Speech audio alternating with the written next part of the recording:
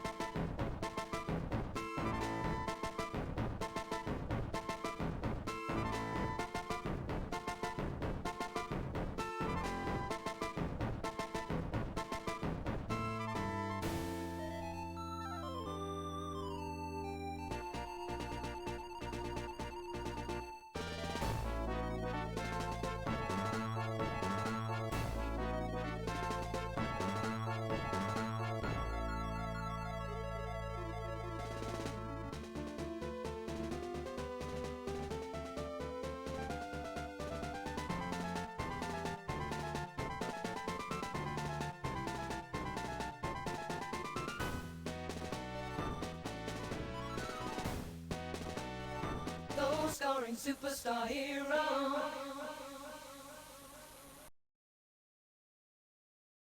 Goal-scoring superstar hero. Goal-scoring superstar hero.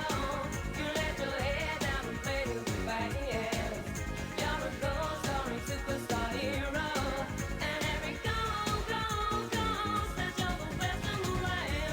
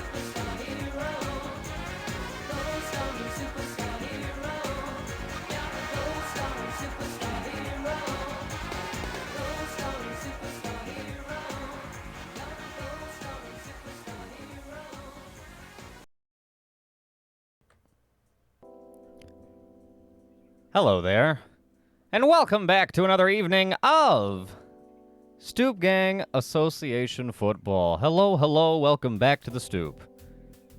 Welcome, welcome, one and all. Loki, Blue, how do you do? Good to see y'all. Thanks for coming through. Let's load up. We're on part 9 today. Another 2 games. We'll get up to 18 games played. Only 6 games to go. After today, there will only be 4 games left. Next week is the regular season finale. Let's see who our first match is. Eggs versus Spartans. Oh boy. We're gonna get the absolute just worst beating out of the way early, I guess.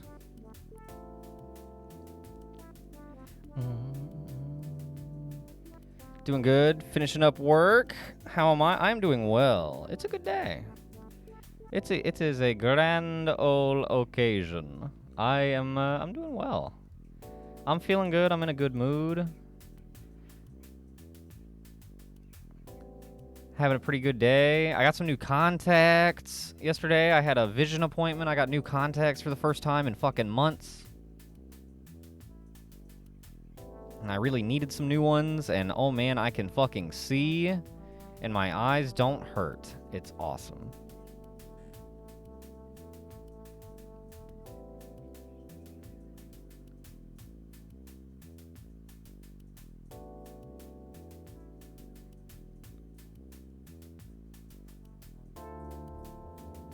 Oh, there we go. Let me fire up the prediction.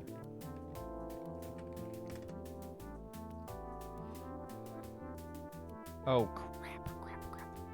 No, close. Accidentally launched itch.io. Why do I even have that on my unpin? Why do I even have that on my, you know? I never play anything off of there. Alright. There we go. Prediction started. Yo, thank you, Loki. I'm so... Dude, like... Not being able to see, or not being able to see at your usual capacity is fucking shitty. Let's get into that first match. So being able to see again feels like a hyper blessing. So thank you very much. And otherwise, things are just, I don't know. I think September is going to be better than August was. August fucking sucked. I was very stressed out and unhappy for a good chunk of the month of August. It was just a lot going on. Not great. And it's just looking like things are going to be a little better this month. A lot of that's dealt with, I guess.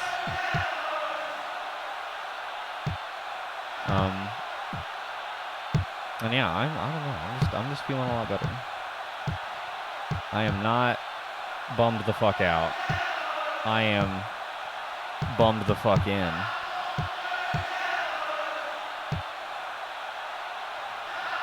So I hope everybody out there is feeling similarly.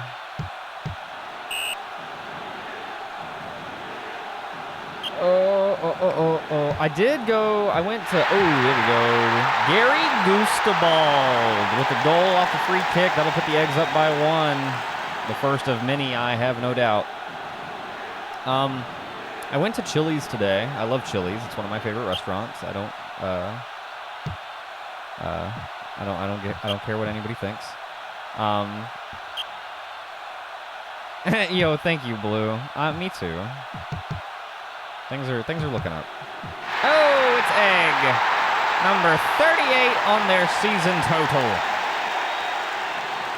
But anyway, I went to Chili's today. I like Chili's a lot. I had the Cajun shrimp pasta. It was yummy. I have some leftovers in the fridge that I'm probably going to go heat up before this stream is even over. But, after I was done eating, I went to take one more bite of a chip with some salsa. And y'all ever get like you eat a chip and then one little fragment of the chip ends up like wedged between your gum and your lip, like kind of up, and it's like just horribly uncomfortable, and you got to kind of fish it out with your finger. So I had that happen, but the fragment of chip like disappeared, but I could like feel it. It felt like it was like way up inside my fucking cheek. It sucked. I don't know where it went. I could never find it. Yo, what's up, Soviet? Fuck this war. I just want you dead. How you doing, dude? Good to see you. It was fucking terrible, Loki. Green with the goal, nice. It felt like it was way up in my cheek. I could not fucking find it. I was digging with my finger and like making fucking funky ass faces and shit. And I could not get it out. Finally, I just had to deal and like wait for it to like get soggy and dissolve or whatever. And it finally went away. It was fucking awful. And I'm just like, what are the fucking odds that that would happen on the last chip? I wasn't even really hungry anymore. I was just like picking at shit, you know? Like how you just kind of pick at shit whenever you're done eating, but you're still kind of sitting at the table. It's like, I'll have another chip. Why not? Why not? I've had millions of chips in my life, and I've never had one get me so bad. So, gonna order Chili's. Ooh, let's spend some money, baby. Let's go. Nice. Glad you got paid, Loki. Hell yeah, that's a good day. What are you gonna get? I recommend the that Cajun shrimp pasta. That shit was yummy. Hate having to put my finger up in there. I like to pretend those dark recesses of my disgusting meat sack don't exist. Loki, I feel that so hard, dude. Like, I like to pretend that I don't even like being made of organs and shit. I want to be like one solid piece of matter. Like the Thing. I want to be final form Benjamin Grimm. You let your guard down. It's like how most car accidents happen close to... Oh, interesting. But yeah, that was it. I don't even... Like, I didn't take any funny bite. I just fucking...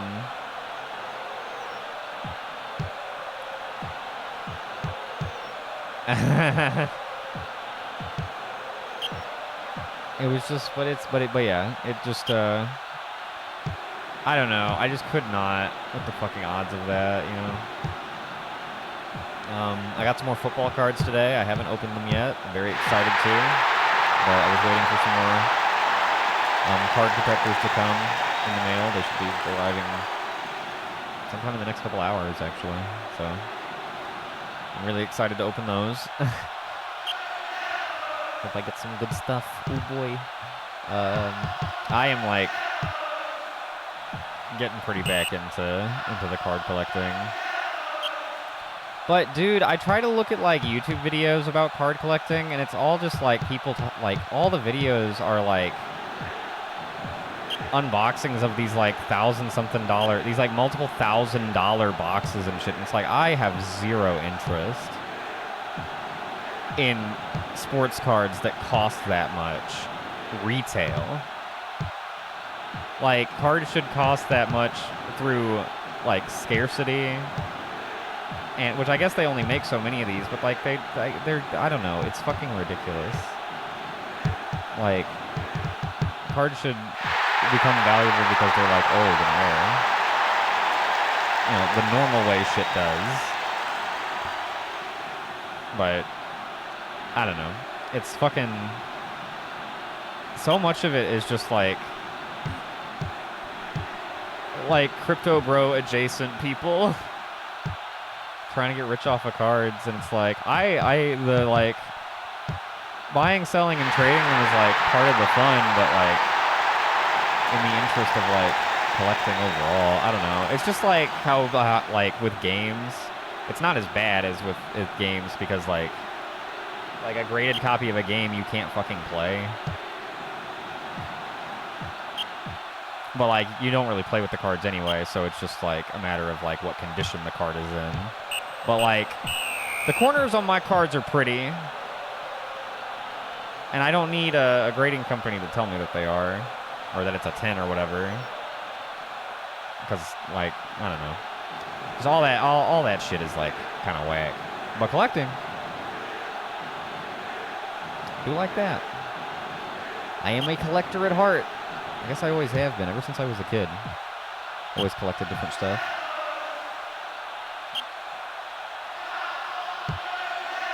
Right, like a couple years ago, Yu-Gi-Oh! And Pokemon especially were going super nuts. And it's like, it turns out, like, sports cards are like that, too. But, like, the companies that make the cards, like, now they, like, make cards. They'll make a box of cards. It'll be $1,000 for the box, and you get, like, 4 or 5 cards.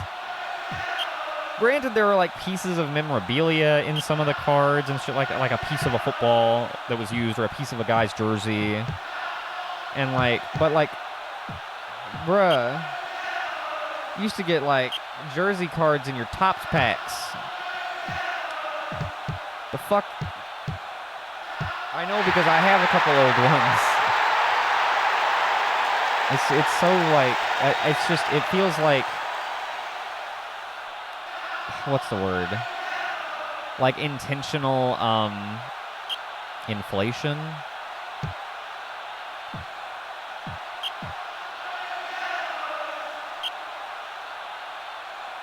God, I feel so dumb. I need to stop fucking hitting the stab pin so goddamn often. I can't remember words. But, like, it feels like, you know, I don't know. It feels like there's some gaming going on. Right, like, well, cards in general are, like, more expensive than they used to be, but, like, there's still, like, a tier list, and, like, I don't know. I go for the, like, pretty regular consumer level cards, and I just try to pull cool parallels, because that's what it's all about. And then what I'm starting to do is I'm still, like, trying to get rid of parts of my old collection that I don't want anymore. And then, oh, egg with another one. And then from new cards that I get, anything that I don't want to keep, I, like, throw up on eBay or whatever. For, like, $1. Depending on, like, what the card is. If it's, like, a cool parallel, if I, you know, then we'll see. But, like, none of my cards are expected to sell for more than $20. You know what I mean? So, and it's because they're crispy, high quality, good condition. But, like, I don't know, just the like level of expense that some of the cards are at, it's like, it's too ridiculous. Like, it's not a block of gold. It's a fun trading card. And, like, and I like the buy, sell, trade aspect of it. Like, it's fun. Or it seems fun, I don't know. I got a few cards that are going to sell. I'm really excited to mail them off. I'm going to use the real mail, guys. The real life mail. But yeah, it's like, well, it's, the cards nowadays aren't cardboard. They're a little, like, higher quality, but still, like, basically, yeah. Not to actually, because, like, you're right. They are literally, they're only as valuable as you, like, as what you deem them to be. And, like, I don't even have a problem believing that there are, like, cards worth hundreds of dollars out there that are, like, you know, like, really, like, low population count, like, they only, or low print count, old rare cards. Like, I get that, you know, but these cards that are, like, released at thousands of dollars for the purpose of then, like, fuck, what is the word? For the express purpose of, like, enriching, inflating, there we go, inflating their value. God, I couldn't think of the word inflation. Well, you know what I'm not into? Just Vor for me, please. Anyway. But yeah, like these cards that start at $1,000 for a box, and then with the express purpose of like being inflated to like $100,000 after their buddy at the grading company gives it a fucking whatever 10. You know what I mean? I just don't know about all that. It seems like a money laundering scheme whenever it's at that level. But like, and like therefore gives like normal like collecting. It gives normal collecting, like, kind of an icky name. You know what I mean? Hey, what's up, Spuds? How you doing, dude? Welcome in. Sorry about that. Going pretty good. We're talking about card collecting and shit. I've gotten back into collecting sports cards recently. And, like, I like just the regular, like, consumer-level cards. Like, the kind of shit that I was collecting whenever I was a kid. And there are so many, like, card boxes now that are, like, expressly, like, released. Right, some sell for some bank, but, like, some of them, like, start, like, retail from some of these companies for thousands of dollars already. And that shit is, like, I was talking about how that shit is, like, ridiculous to me. Like, they're, like, there'll be a box of 10 cards that sells for $8,000. And then with the, like, express purpose of them then inflating to, like, tens of thousands of dollars or whatever. It's just insane. But, like, and I like I'm trying to sell some of my cards on eBay, but, like, to, like, normal-ass collectors, I guess. I don't know. For, like, pretty normal-ass prices and shit.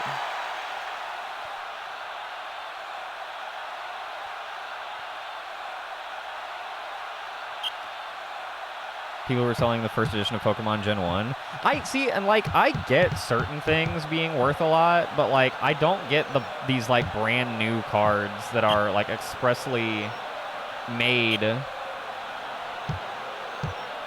to be retailed really expensive and then resold for like just exponentially more. It's just that seems like a money laundering scheme to me. But, like, I totally get, like, things gaining value via rarity and, like, a low print count and shit like that. And obviously just whatever people are willing to value it at, but... And, like, I'm into all that. But, I don't know. It's in such a weird state these days. It is... The more I look into it as I've started selling cards on eBay, it's changed a lot over the decades, and even since I was a kid and collecting cards in like 2008, it has changed a lot in like the last 10 years. It's kind of, I don't know, it's crazy, but they're fun to collect. They're pretty pictures. 13-1, the Eggs had some fun at the expense of the Spartans. Oh boy.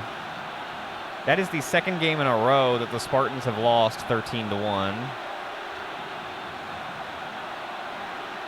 Which is just an odd stat line. Woof. Woof is right. Congratulations, Eggs bettors. Thank you to everyone who bet. I'm surprised sports cards are still popular. Right. Well, I mean, I think, like, to the people that like them, that, like, they'll always will be, I guess, because they've been around forever. But they'll always, like, I guess, peak in valley in how much, like, I guess, general value they have. Because a lot of that stuff, like video games and comic books and sport and trading cards are all, like, really inflated since COVID. But there have been, like, other, like, bubbles in those collectible markets, like, before. So, I don't know. As far as, like, just, like, collectors don't want to collect stuff. The state it's in now is fucking weird, though, for sure. But I do, like... I'm even thinking about getting some Pokemon and Yu-Gi-Oh cards just because they would look fucking sexy in the top loaders. And, you know, and look pretty. Also, Axion, what up, what up, what up? Welcome in. How you doing? Welcome back to Stoop Gang as Fuck. We just had the eggs kill the Spartans. It was bad. Harpoons versus Profits coming up next. We're talking about collecting cards and shit. I've got a blaster box that I'm looking forward to opening later tonight.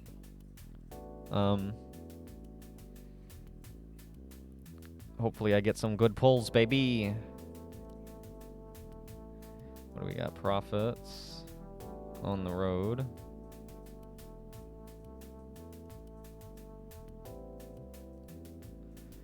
Harpoons.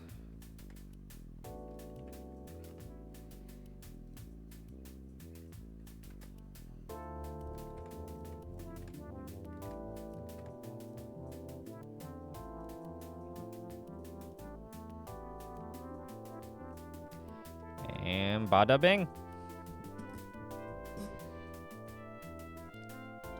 But yeah, I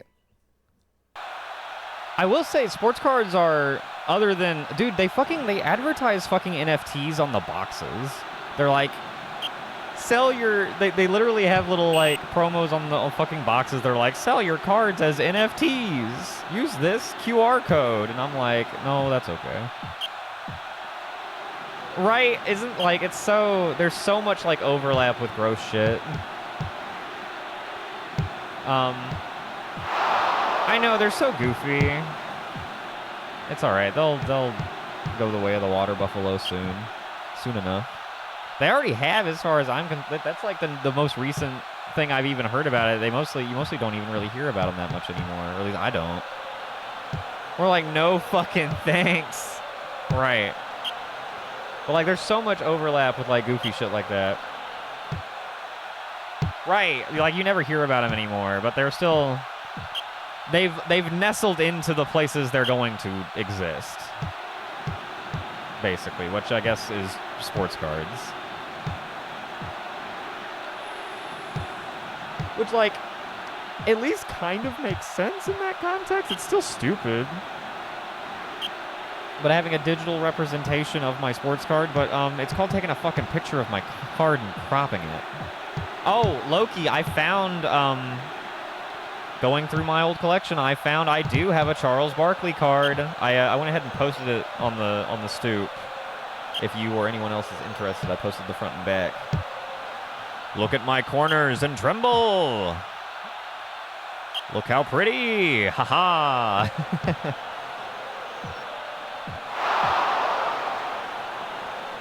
Hell yeah. We got motherfucking Chuck. I was so excited. He was literally at the bottom of a stack I was looking through. And, like, I grabbed the stack, and I accidentally missed, like, did where, like, you grab the whole stack, but the very bottom of the stack of things you're picking up doesn't come with you. And it was the Chuck card, and I'm like, oh, my God. And it's Sixers Chuck, too, which, like, I forgot he fucking played for the Sixers, and that's where he spent the first chunk of his career, where he was drafted and shit. And, like, I know him for the Suns, which is so weird. Some gaming companies finally gave up on them. I think Square Enix stopped because it was hurting their bottom line. On NFTs, yeah. They're not gonna work everywhere. Most people think they're fucking dumb. But I guess I don't know. They'll either die out completely, or they'll like I said, they'll find their little spot they can nestle into and continue to exist, but at a smaller capacity, which is good, because they are dumb. Again, why wouldn't I just take a photo? But yeah. Look how centered I am. Yeah! Dude, I have a fucking Scottie Pippen card that is so goddamn off-center, it's crazy. I went ahead and listed it on eBay, but all the other ones I saw to like compare prices to know what to list it for, all the other ones I saw are like way more centered than mine, and I'm like, oh my god, nobody's gonna fucking want this card. Everybody's gonna think that I cut the top off or some dumb shit, and I didn't. It is a crisp, fresh card. Well, not fresh, but like it's fucking over 30 years old. But it is a crisp, high condition card that just is off center as fuck. And any Scottie Pippen fans out there. That technically makes it, rarer, actually, because most of them were center. Love a misprint. I have a Ghostbusters shirt printed off center, and I love it. Sometimes the misprints end up being what makes them worth a lot. So, who knows? Maybe I'm trying to get rid of a super rare Scottie Pippen misprint for $1. Happy to do it. I'm so excited to mail a fucking letter, you guys. I have all the stuff to do my packaging. I'm so excited. Never understood why they get them all to print the same, unless it was intentional.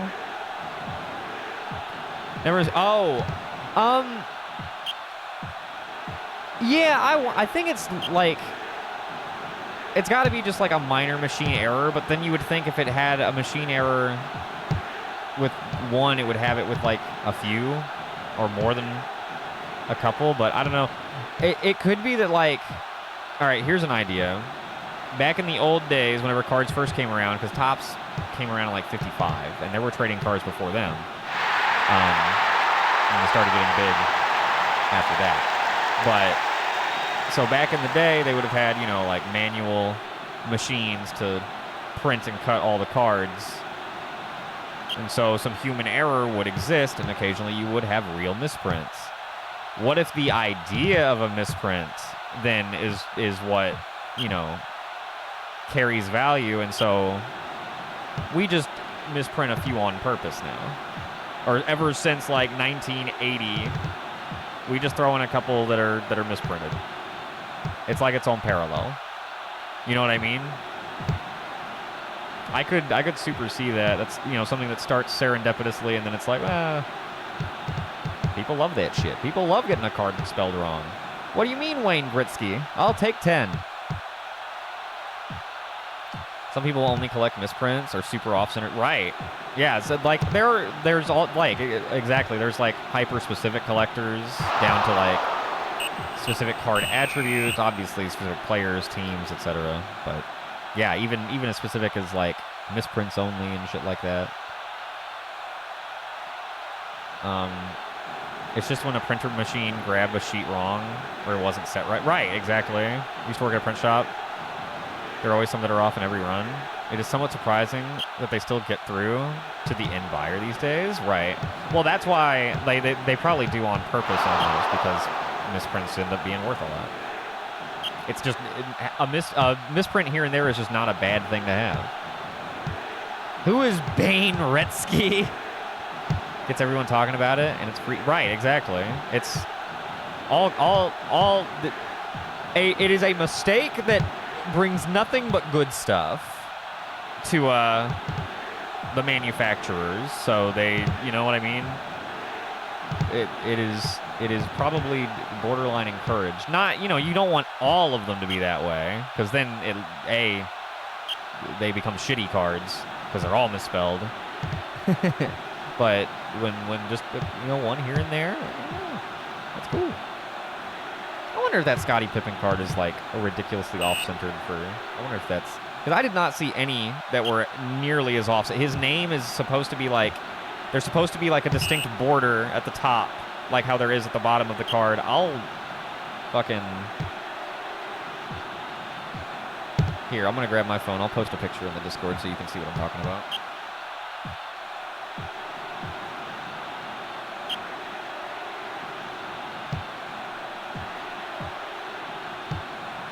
But all of the ones I compared it to had like a border at the top, and mine, the lettering is right up against the top of the card. Where's it at? Where's it at? I have been taking pictures of so many cards, y'all.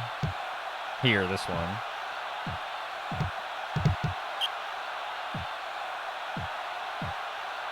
Oh, wait. Is that...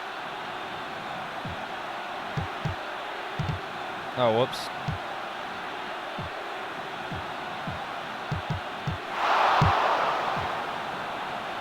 Oh, okay, there we go.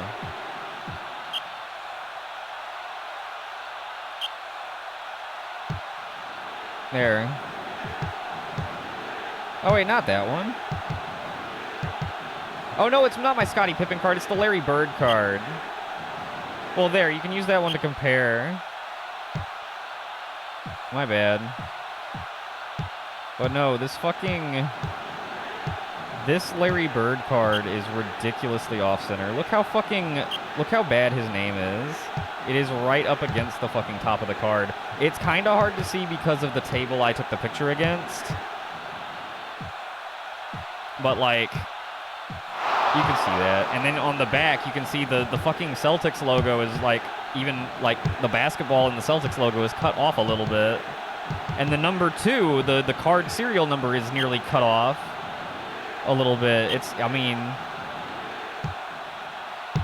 It is very off-center. It looks like I fucking cut the card myself. Like, I really don't want anyone to think that. Potty skipping. That's pretty good. Barry Lurd. Mr. Lurd. It's so off. It's so off, right? I got it on eBay right now. I hope somebody grabs it, and then they'll sell it for $10,000. Because it's the one-of-a-kind Larry Bird 89 in NBA Hoops misprint.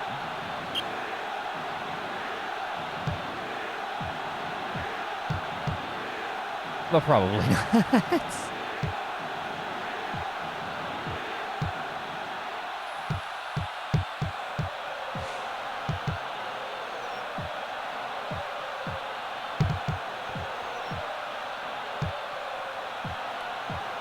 But yeah, I don't know. I'm gonna end up fucking around and doing a card opening stream.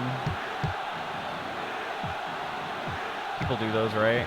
I don't. It'd be goofy to do one for like the cheap normal packs, but like that's all I'm really interested in. I think people normally do those for the fucking absurd packs. They're popular for Pokemon, right? Right, well, people like to see those for the normal packs. I might, if I get some Pokemon cards, I might do that. Because I am kind of interested. Yeah, Blue, you're interested? I might do some sports cards, too, just because that's what I'm into. And, like, it would still be fun to see what, like, parallels I get and stuff like that.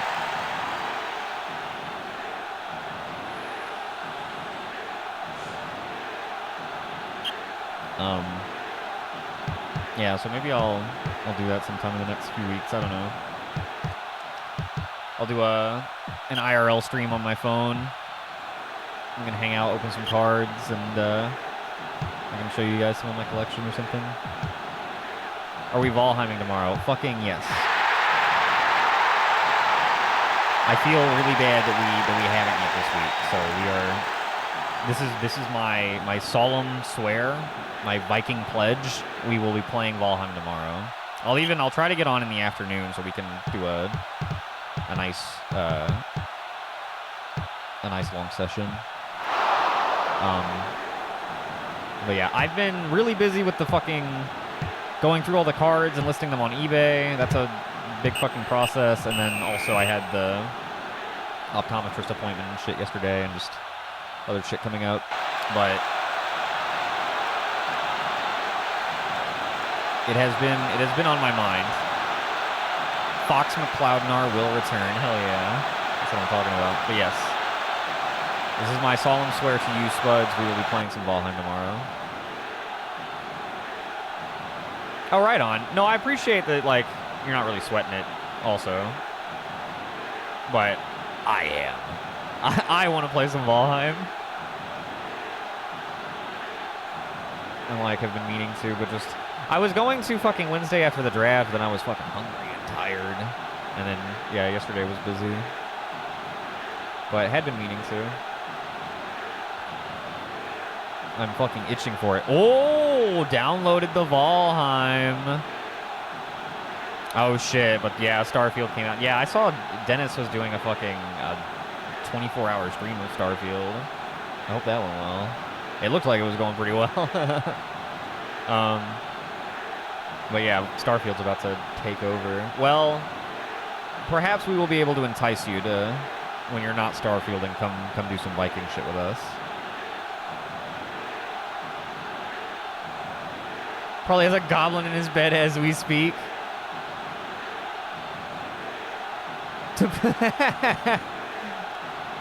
Fox McCloudnar is going to mess with Bjorn the way Corn Pop used to mess with Ginger Snap. What's my guy's name? Eric the Dead's just glad to not be the target. But no, I'm really excited to do some more base renovations, and all that shit. I'm excited to get back to... Oh, we're gonna... Oh, man. I know what we're gonna do. We're going to mine the fuck up and then build some roads to our mining... We're gonna build a road from our base to the Black Forest north of our base where we do all of our mining. We're gonna be doing a lot of our mining, and then we will be able to easily cart things back and forth to and fro, and we'll also set up a little mining station outpost out there. I've got some plans and ideas. Oh boy. I might fuck around and whip out the graph paper. I might.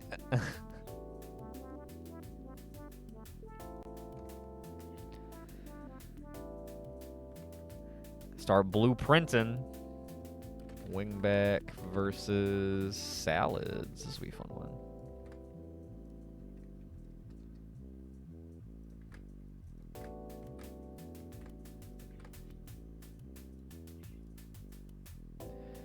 Motherfucking graph paper, you know it.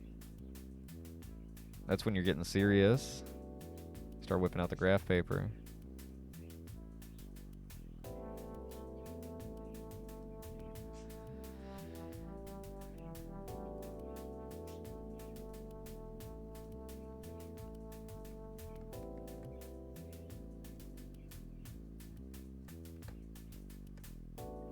All right, game 3, let's go.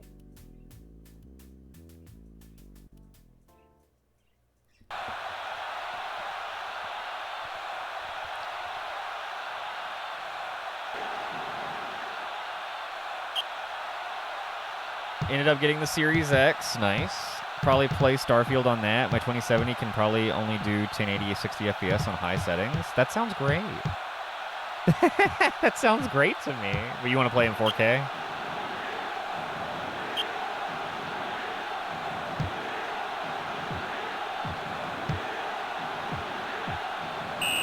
Well, right on. I was thinking for your purposes, the Xbox will probably serve you pretty well. And then, I mean, a 2070 is like, is already a good graphics card. I mean, it is. It's not going to be like not able to play stuff. It's just current stuff it'll have to play at with some concessions. But, you know, over 2K 60 FPS, but I might as well do Xbox 4K 30. Okay. I like the higher frame rate. Lower resolution, but it's really a, you know, baker's choice kind of thing.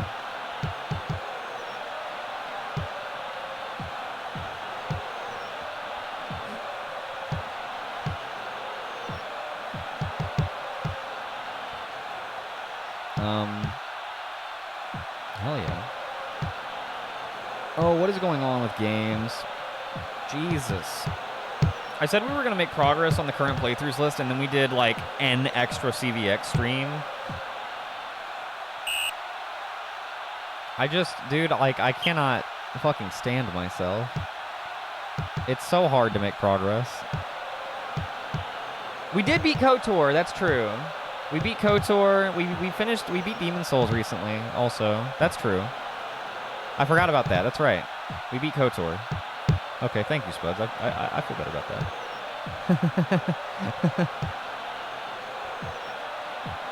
Just nuke the list and ban anyone who brings it up. That might, like, end poorly, though. We might lose some good folks in the fire. I hope the resolution on my Atlantica stream is decent enough. What do you have it set to? For starting out streaming, really, like 720 should be fine. Like, you don't have to stream at 1080. I do now, but like I used to stream at 720, 30 for like the first 2 years and some change, and then I think I switched within like the last year or so to 1080 60. What made me finally switch was I started doing Valheim stream. No, actually, it was more recent than that, because it was the Valheim streams that finally kicked it over the top, where I was like, okay, Valheim does not look good at 30 FPS. At least not to me. I'll bring up Ocarina of Time forever. Not if I use the Ocarina of Time to go back in time from before I played Ocarina of Time. That's what the Stoop movie is going to be about.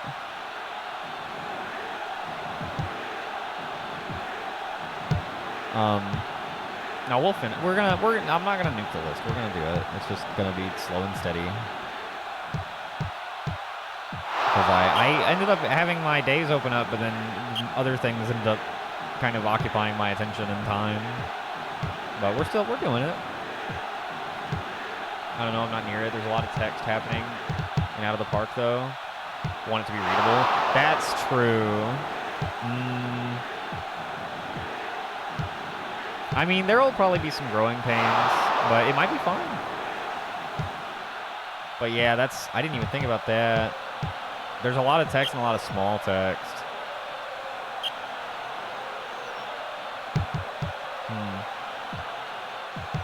It'll be interesting to see.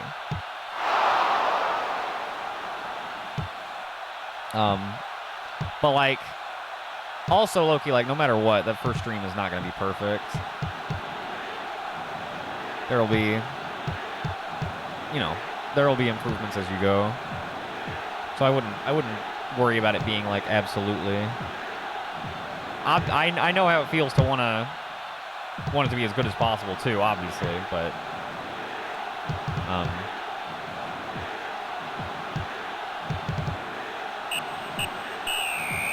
what's the score? What am I trying to say? But if it's not perfect, that's okay too.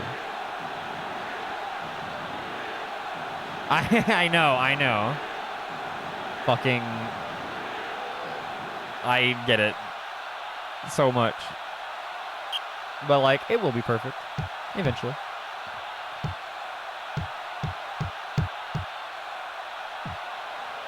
$30 FPS is pretty noticeable. I'll probably end up playing it when the graphics card market isn't completely shit and like, can I make a new PC? Gotcha. Interesting.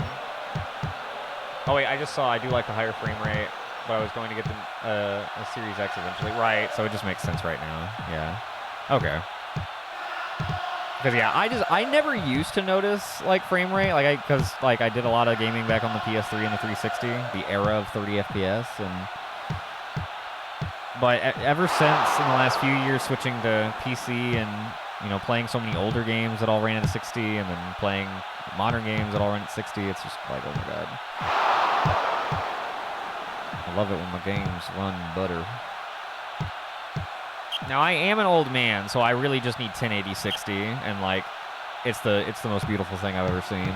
If it's like a good looking game, because then it comes down to art style a lot of the time for me. If I had like a 2K or a 4K monitor, I would probably get used to that and like feel differently, but I do not.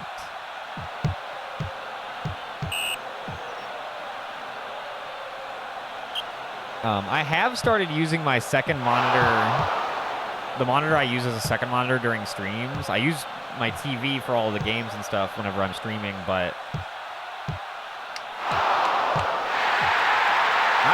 Sigrun finding the goal off a putback. I forgot what I was saying.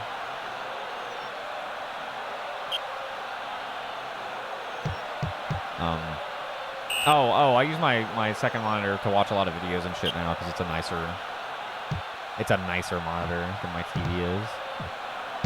But the TV's a bit bigger. Notice frame rates very clearly in movies. We thought 24 FPS was good. It's just choppy as fuck. I mean, well, that's different. For movies, that looks That's like looks normal. Well, that doesn't look like as weird. Normal movies run at like 29 frames or 29 and a quarter or something like that. Something weird. And they get rounded up to 30 a lot. But like, or like anime, I see a lot of like,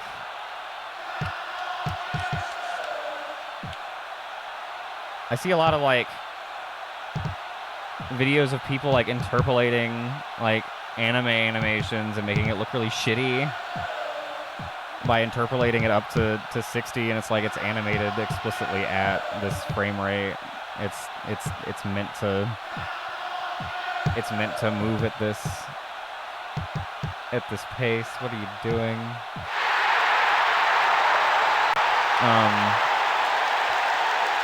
But yeah, I remember when, like, for live action stuff, 30 is like, it looks normal. But I remember whenever, like, whenever I was a kid and like newer TVs were coming out and they'd have the, I guess, motion blending settings and whatever, and I remember it would make shit on TV look so weird. Like it would like I don't know what it was doing to the footage to make it run at a higher frame rate, but it was, you know, do y'all know what I'm like talking about? Like that setting on your TV that makes it look like a soap opera almost, but like everything. It's very weird. I don't know what it's called. I feel like I don't play that many AAA graphics intensive games. Never been tech-minded. Numbers make my brain stop. Yeah. I don't really like know like the intricacies of what makes like a graphics card good. I just know what the current one is and yada yada. But I mean, as I've said before, my graphics card is a couple generations old and it plays current stuff. So the only thing, like, I have a 1660 Ti, which is the last, like, graphics card before ray tracing was a big thing, because that was the 20 series big thing. I guess. I don't give a fuck about ray tracing. So, just being able to play games, and usually play them on high, still, anyway, is, like, good enough for me. It looks okay in some stuff. Some stuff does not, like, really look better to me.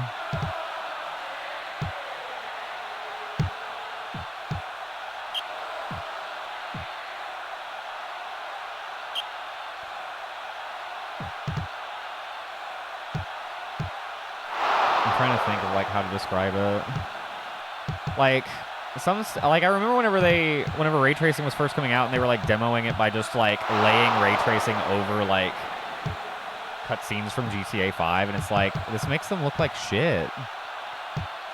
It's just trying to like make everything look like weirdly photorealistic. I don't know. Obviously that's from like whenever it was first coming out and shit. And like developers know how to like, I guess, interact with that technology a bit better now. But, like, I've never missed it.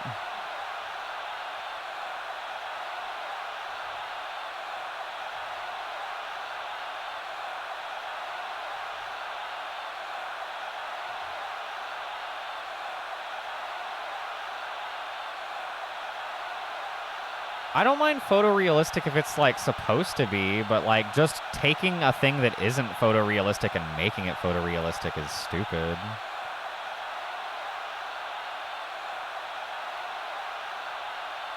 Like, lots of games are made with an art style in mind. Sometimes that art style is photorealism, but like taking an art style and just making it photorealistic is just, I don't know, it doesn't do anything for me. But I like games that are photorealistic intentionally. Like, I guess, like, the remakes, or the modern, like, REs, those are, like, pretty photorealistic, right? Those look great, but that's, like, intended.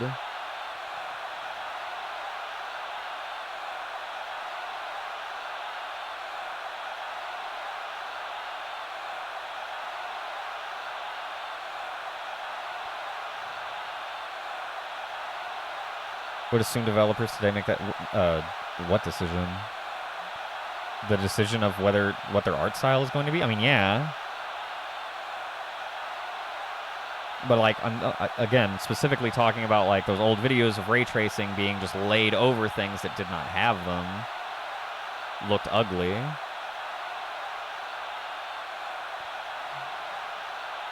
Things made with it in mind probably look better.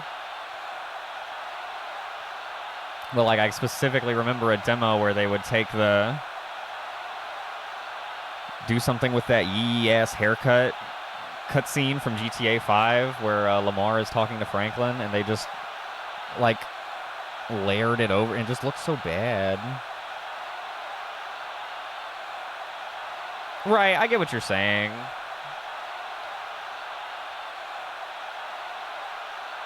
And like that's fair. Like I said, that's whenever that's the intended thing, then it usually has a better shot of turning out fine. 1-1 tie. Okay.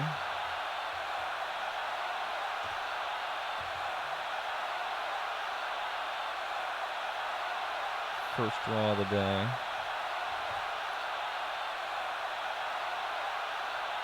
But no, I don't know. My bottom line was just I don't care. I do not care about ray tracing. I have never missed it. And like I want a current graphics card, but it's not going to be for that. And when I get one, I'll probably have it turned on if it's turned on by default on anything that it is. But like, you know what I mean?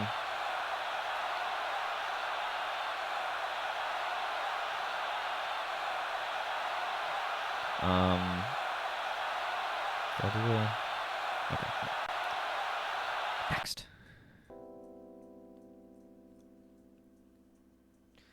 But yeah, old games, I don't know.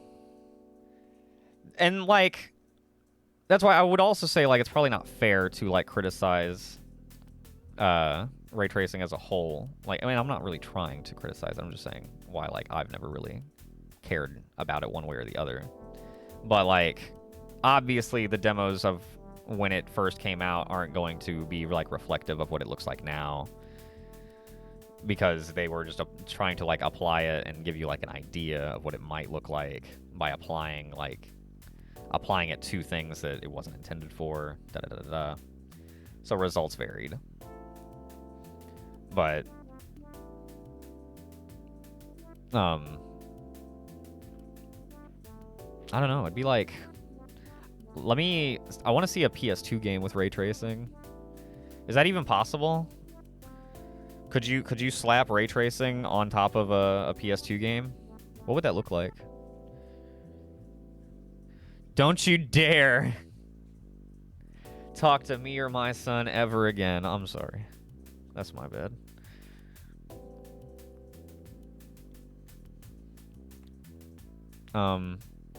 Like I said, the current RE games look really good, and they're like that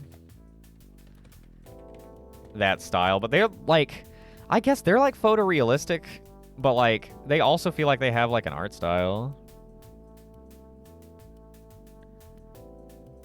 beyond just like looking hyper realistic. I don't know.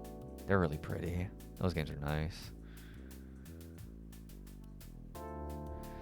Man, I like Resident Evil.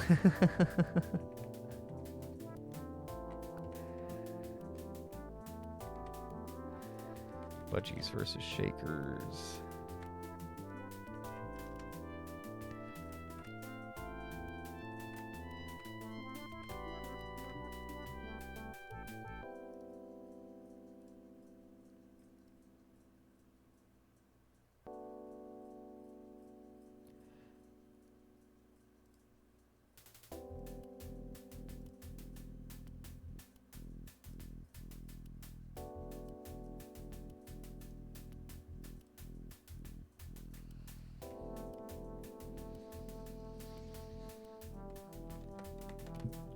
Go, go, go. Bet you can't wait until they remake RE0. That'll probably be great. I actually, okay, so like, When this conversation has come up before of what they would remake next, folks always mention CVX, and I'm always like, I've previously been like, they're not gonna do that. I have now joined the crew that hopes that they do,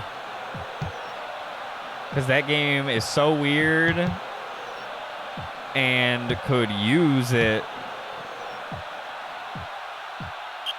I think the remake treatment on CVX would be so cool. Honestly, RE0 also. A remake 0 would be really cool. They'd probably put fucking boxes in it. And instead of like switching actively between the characters, they'd probably make it like a co-op campaign. Kind of like RE5. Keep Steve 100% the same, but change everything else. No, kill Steve immediately. Have the plane just fall on him.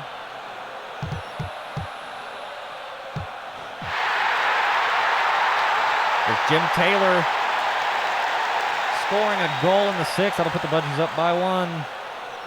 For you Bird fans, call! There you go.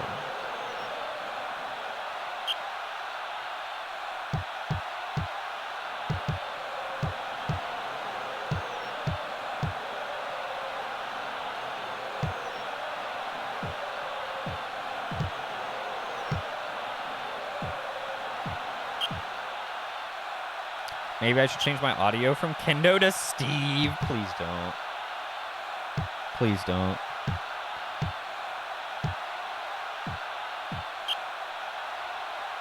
I'd rather it... Please, no. Anything but Steve. Make it Billy Cohen.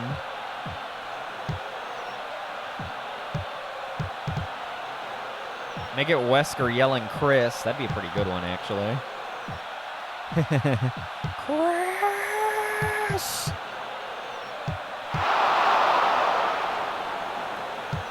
Please don't make it Steve.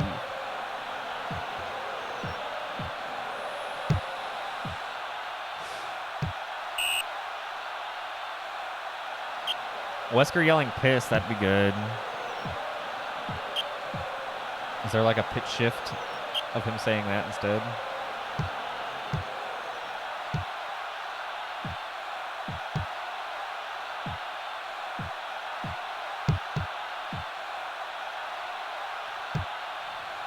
Oh my God, look at her butt, Oh my God, look at her butt,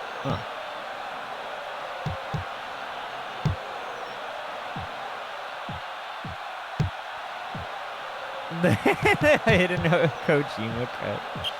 I need the Kojima cut of more games. Still need to play RE4 Remake. I forgot that existed. Dude, I keep forgetting it exists. I need to play it too. I'll probably play it next year when it goes on sale. Maybe I'll pick it up during the summer sale or maybe the spring sale. It'll be on sale by then. The question is, will it be on sale enough? Because it's kind of pricey, isn't it? Like $70. I'm gonna need that hoe to go to 60% off. Pretty please. But yeah, I'll wait and I'll stream that the first time I play that too.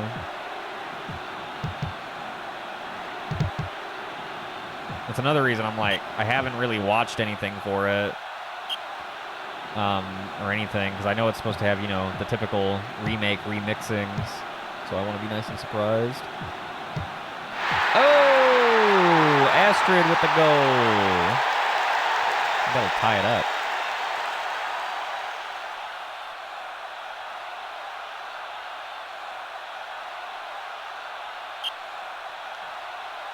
Indeed it will.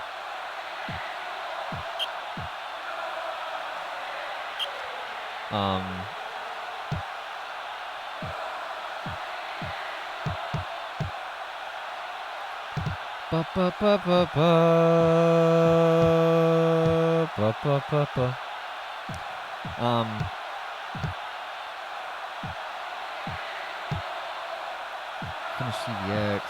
You know, October's coming.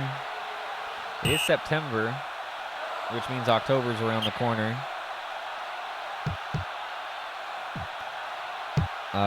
This October, we're going to be taking in the likes of Silent Hill 4, which is the next game in the Silent Hill franchise for us to play.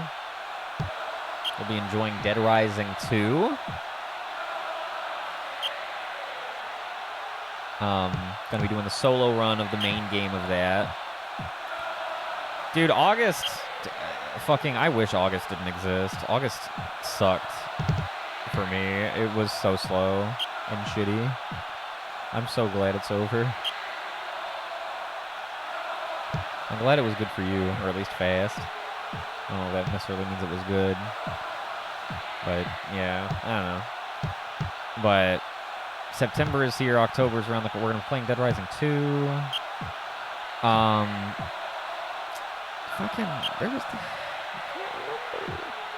There was something else I wanted to play that was... Is there any scary games that, like, y'all would like to see me play?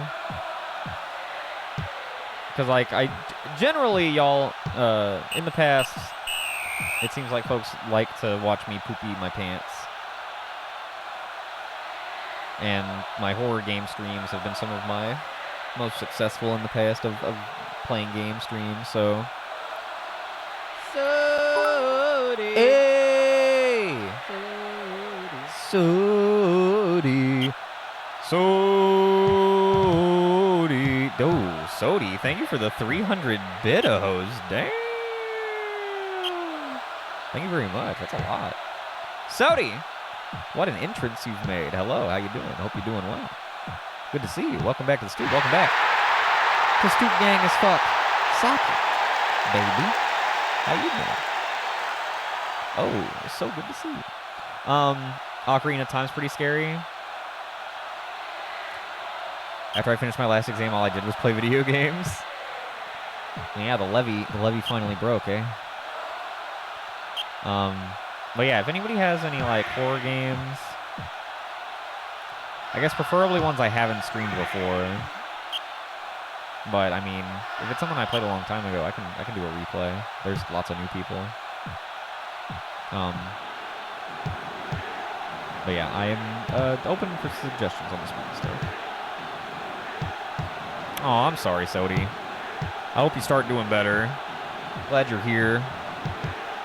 Glad to see you anyways. Ooh, Alien Isolation. That is such a good suggestion. Holy fuck. I'm not going to open Steam right now because I've already got GOG open, but Alien Isolation Steam. What does that run? It's $40 on Steam? Yeah. I might see... Alien Isolation I actually would be pretty curious to play. That would be good.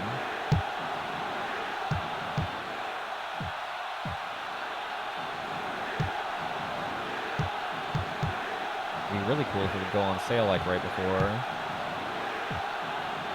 Yeah, I'm gonna wait and see if it goes on sale anytime this month. And then, like, Outlast is a classic. I've thought about doing that one, but, like, sometimes whenever... I don't have it yet, so sometimes whenever I think about picking up Outlast, I'm like, but it's the... It is, like, one of the, like, YouTuber horror games. You know what I mean? Like everybody's played it. But, I mean, I've played a bunch of everybody's played it games, so I don't know that I really need to start drawing the line there either. But, yeah. They would definitely make me fucking shit. I also just maybe I just don't want to play it because it's scary. It's one of them. It's one of them run away constantly games because everybody's screaming at you. Very stressful.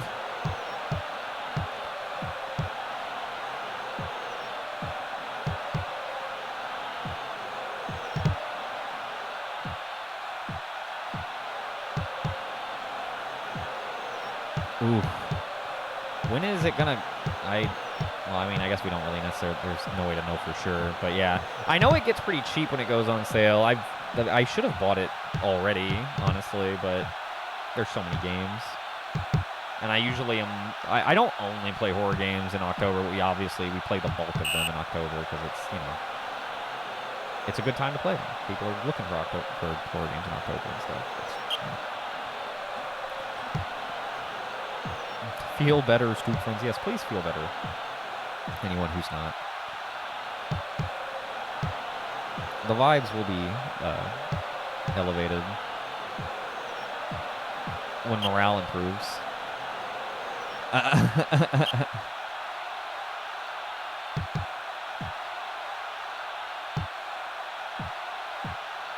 Last year it went on sale October 6th. Ooh, okay. I might just... I mean, that could be an indicator. So yeah, I'll wait until October and see if it goes on sale. Like during October, because I don't have to play it first. I think the first thing we're going to load up is going to be Silent Hill 4. Just go for it. Oh. I know. We're gonna do. I'm thinking about doing some Heavy Rain, because last year during October we did Indigo Prophecy, and it was fucking a hilariously good time. So we should do the next in the Cageaverse and play some Heavy Rain. Play some Jason. Jason. Jason.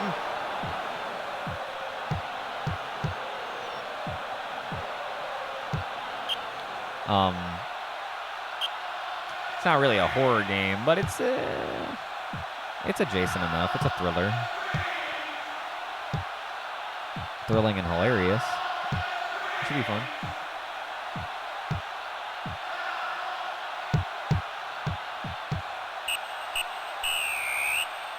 What's our score in this one?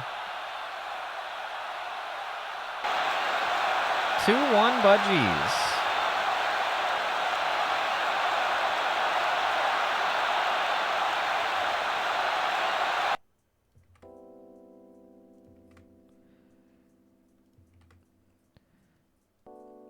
Budgies getting the Dubski 2-1. Okay. Who's up next? Badgers versus Bears.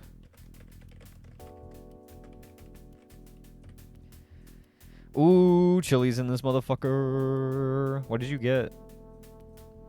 I think I asked earlier, but I don't know if you... I didn't see if you said. Or wait, or did we... I remember suggesting the Cajun shrimp pasta. I don't know. I be dabbing. Badgers versus Bears. Badgers versus Bears. Tiny cheeseburgers, chicken strips, and chili. Ooh. Them sliders look good. I saw those on the menu today when I was there.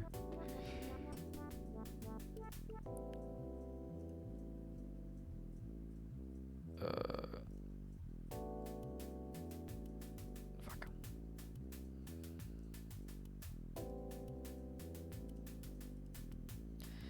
Bears.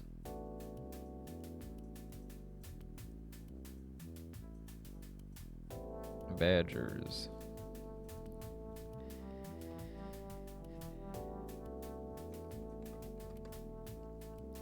Let's do it. Boom, boom, boom. I read the prediction as Badgers versus Badgers. I should go. I should go.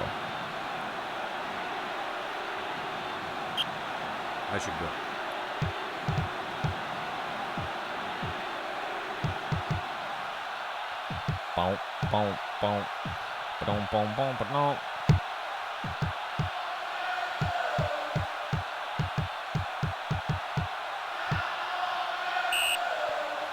Cursed Bears, and they're all oranges. Have we seen this?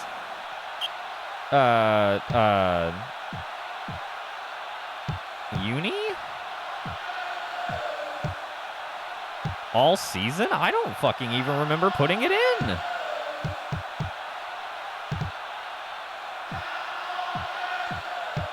That's pretty cool. They're wearing some orange outs. And I can't remember the term for soccer uniforms. kit. They're wearing their orange kits. And they're hitting penalty kicks. Yeah, kits. There you go. Kale with a penalty kick in the 7th, putting them up 1-0. Wearing their orange out kits.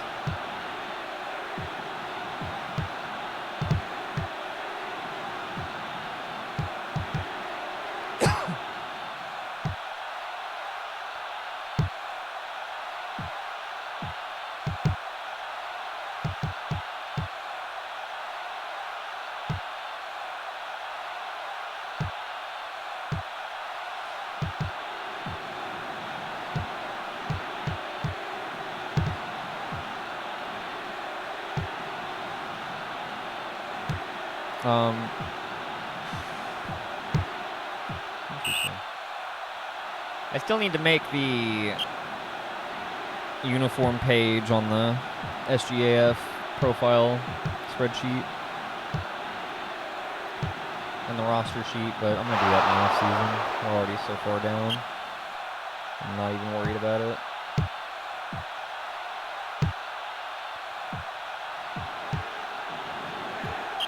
Next week, I don't remember if I mentioned this on Wednesday during the SGFL draft, but next week on Wednesday, we're going to be holding the first ever SGBA draft for the Basketball Association. Really excited for that. That is going to be a much shorter draft. There's only 24 picks that are going to be made. So those redeems obviously at a premium as far as getting, or as far as odds to get into the league. So cross your fingers and hope that alum from your institutions will become the next generation of SGBA players. Should be really fun. We should transition into Barkley Shut Up and Jam Gaiden after that draft. It will be a lot shorter, so we'll have time for something after.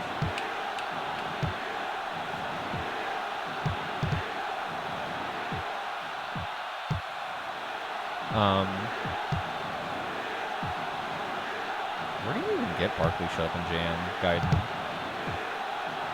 Do we really need to start another RPG? Probably not.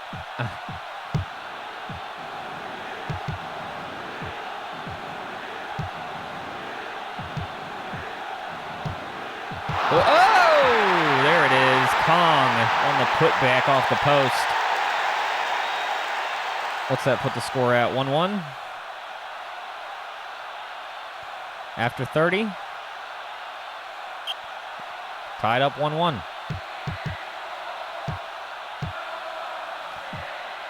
The Bears having a bit of trouble against the Badgers, which is I don't know if they're just feeling a little flat. Maybe they're like the Cowboys and they're cursed whenever they're wearing their alternate uniforms.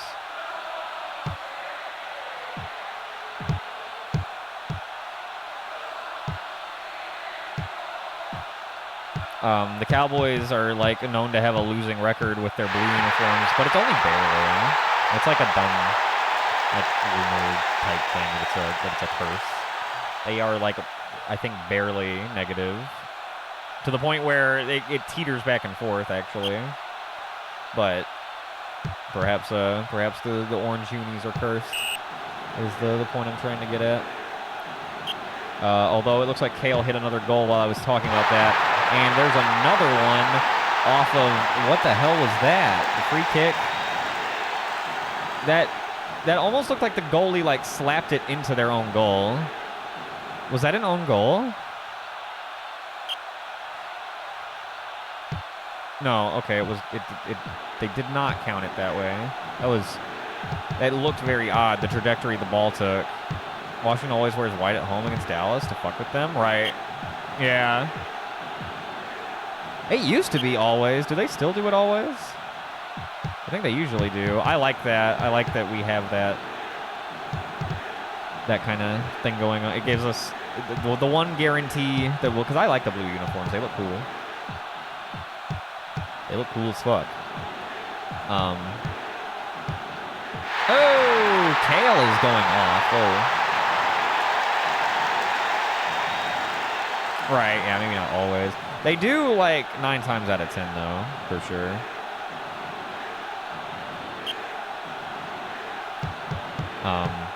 And yeah, I've always liked that, like, aspect of the rivalry.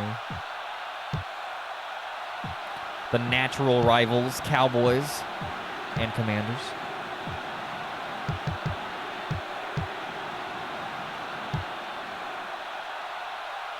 Can't stand their new uniform. That gradient is rough. On Washington, I like Washington's new uniforms. I like the way the W looks on their logo. I'm really the commander's name is like the worst part of it because it's just kind of basic. But they're kind of winning me over. I think they should have stayed as the football team. Because then they would be like the prototype for what a football team is. It's like they are the concept of a football team. You know what I mean? Like they're the originals. It's a cool idea for a if they're the only one called the football team. We've had this discussion because I've talked about this a bunch of times over the years. I will stand by this for the rest of my life. It's so good. It's very creative if it's the only one being super uncreative. Yeah, Plato's ideal of a football team. The Washington Commies. The Reds.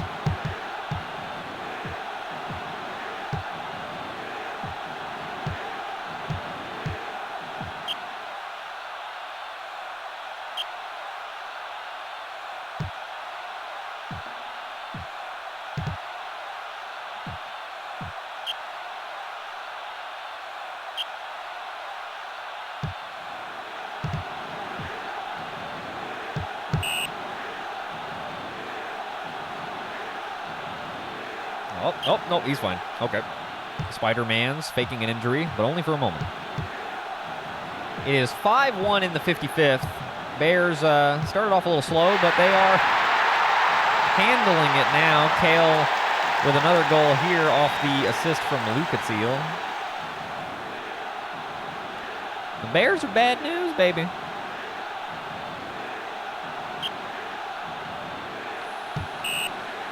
Uh-oh. There they go faking again. They're supposed to be able to actually get hurt, but I haven't seen it yet.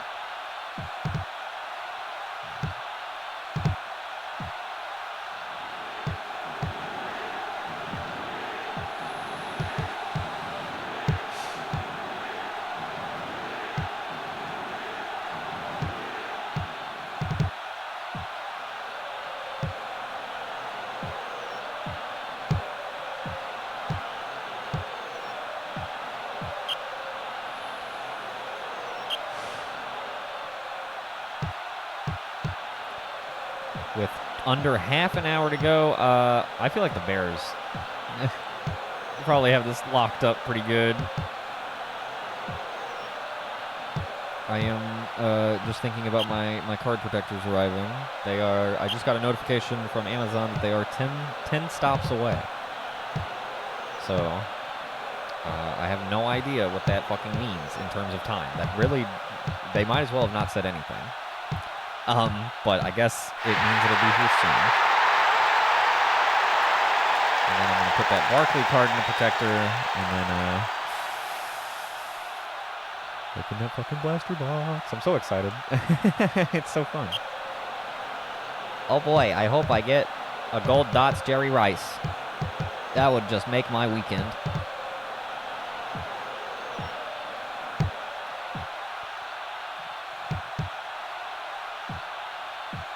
In the 69th minute, things are looking good.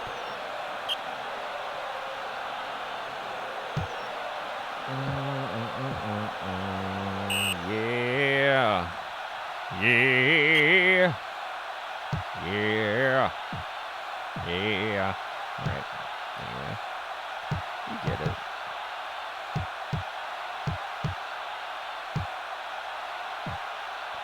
You get it.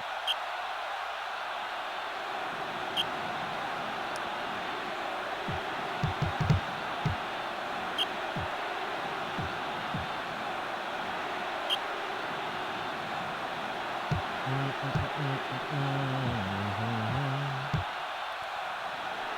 15 minutes to go in this game. What is it? 5-1, 6-1, something ridiculous. Bears cruising to another win, 7-1. What? I think it's safe to go ahead and log the Bears as our winners. I won't log the score yet because it's not final, but I'm not smelling a comeback anytime soon. Fox McCloud, incredibly silent. DK had that goal.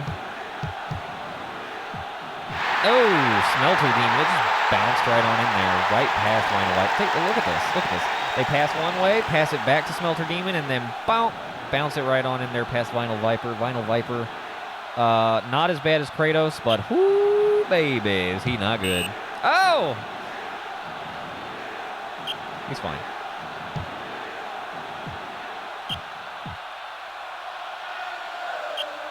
We're happy about Fox now. I remember when we weren't so happy about Fox. I'm so glad you got past the fucking Fox badge. Fucking Axion went from having 4 badges to having 10 badges in the span of like 5 days.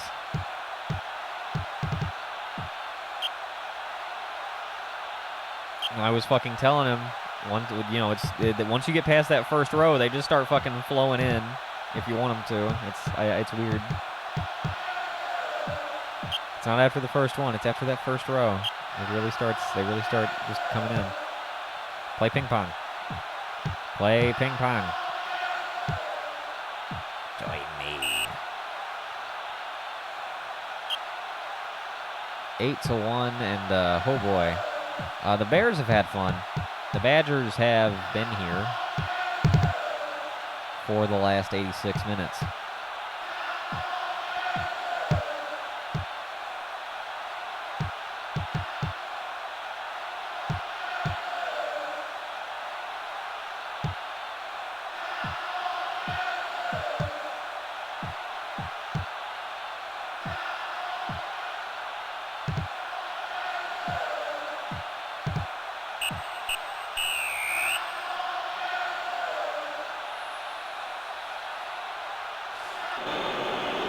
And that is going to do it. 8-1, the Bears have their way with things. And with that, we come to the final game of the first half of the night. It's going to be Go Gardeners, Balam Balam. Them Balam Gardeners versus the Liberty City Cocks, a team from Liberty City. They are a team. They do play soccer. I definitely like the Gardeners versus this in this one, especially at home. It's an easy pick to make. Congratulations, Bears bettors, by the way. Thank you to everyone who bet. Let's see how the Gardeners fare against the Cocks. LC Cocks. LCC in the place to be.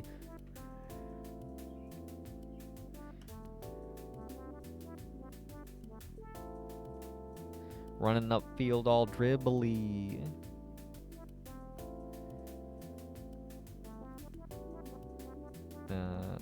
Cards.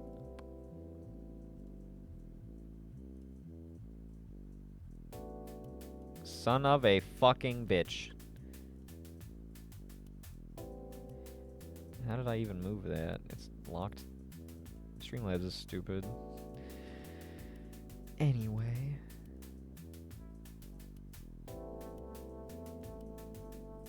Oh my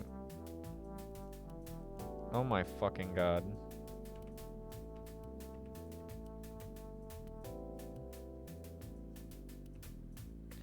There, okay. Fucking close that. Move them. Okay, there we go.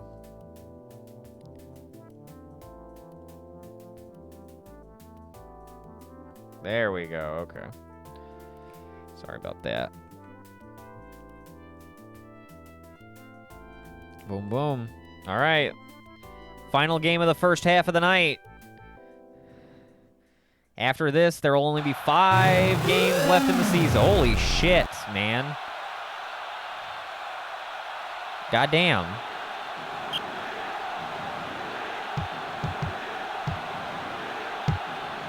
We are out here. We are doing it.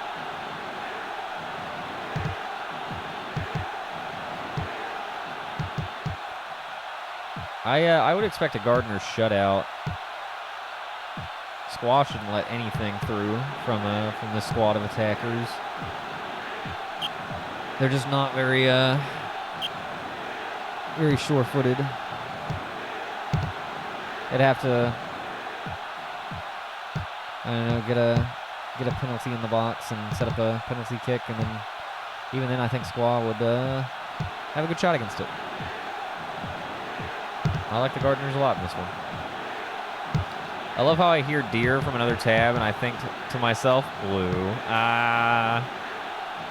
It's either me or blue, and I knew it wasn't me. Yeah. It's gonna be one of y'all. Y'all like to throw them deers at me. Gosh, I hope they make a Faith 4. And it's just nothing but deer monsters.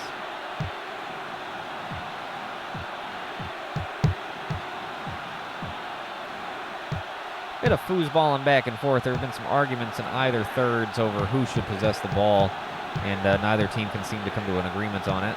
Cox trying their best here, but Squaw easily defending and giving his teammates a chance to kick it around, and not much though. 15 minutes in, 16 minutes in, and still no score. Oh, Bellick. Well done.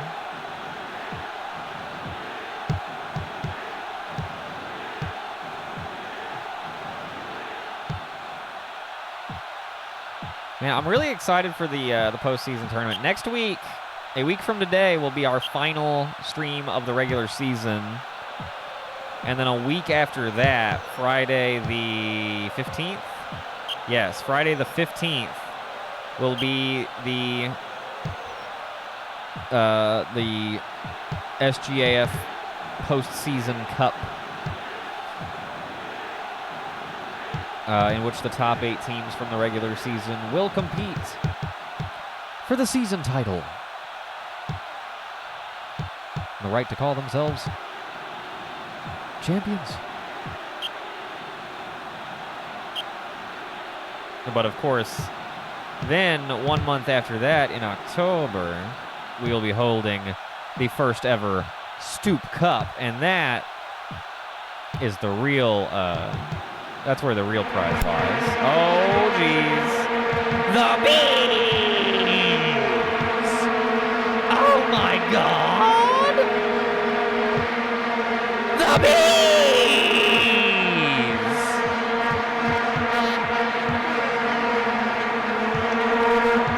Always attacking me with the bees. But the Stoop Cup, and that'll be... The winner of that, of course, will be the greatest footy team on the Stoop until such time as the next Stoop Cup. That's our big, World Cup equivalent.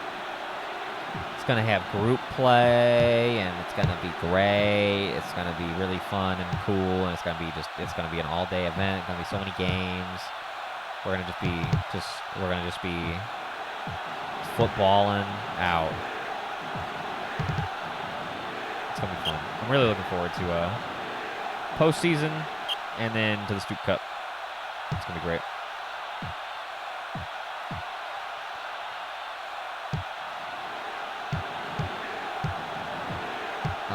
High intensity soccer, I guess. Big games. We're getting close. After this game, I guess let's take a look at maybe what could happen in the last 5 games. Spartans and Badgers eliminated. They've been eliminated for a week, at least. Oh, shit! It's exactly what I said! But it didn't go the way I thought it would! Squaw unable to defend the penalty kick, and the Cox go up by 1! Klebitz on a penalty kick in the 41st! Oh my God. Liberty City leads 1-0, and it happens just the way I said would be the most likely way it could happen. They make a mistake in the box, and they give up a penalty kick. Just before halftime, oh my goodness. I can't relax. I can't relax! The Liberty City Cox are beating the Gardeners! This is crazy! And if you play the boo-boo again, I'm gonna turn into a bee! 1-0 at halftime. The Cox lead. This is unexpected. Ooh, spring training / system test stream for Atlantica this Thursday. That is a fun idea. You can run a test and call it and cover the spring training stuff. That is so smart. I like that. I will try to be around to peep that.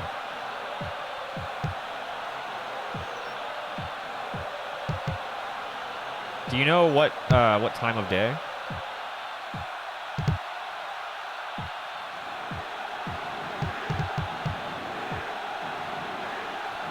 B-movie! That's right.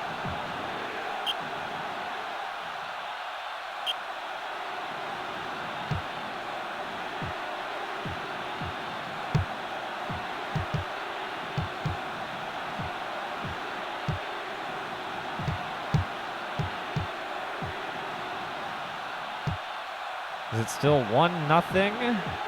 Gardner's not getting very many opportunities offensively. Cox not really either, but hey, they got a big thing. 8 p.m. East. Nice. Perfect.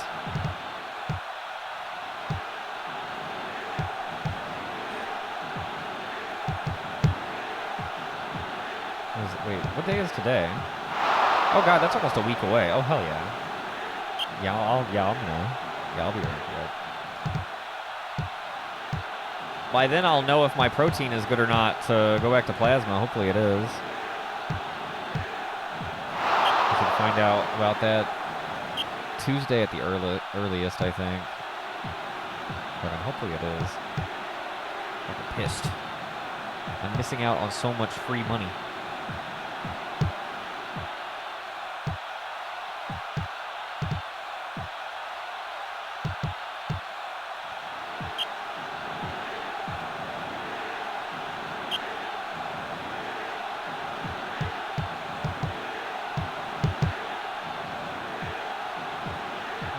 Here, let me do a... Oh, fuck. Where's my mouse? Y'all come hang out on Loki's stream next Thursday for the pseudo debut of the Atlantica streams. We can help him do some troubleshooting.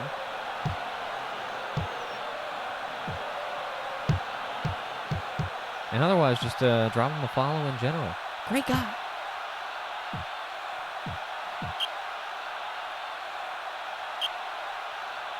Hell yeah, Blue's gonna be there.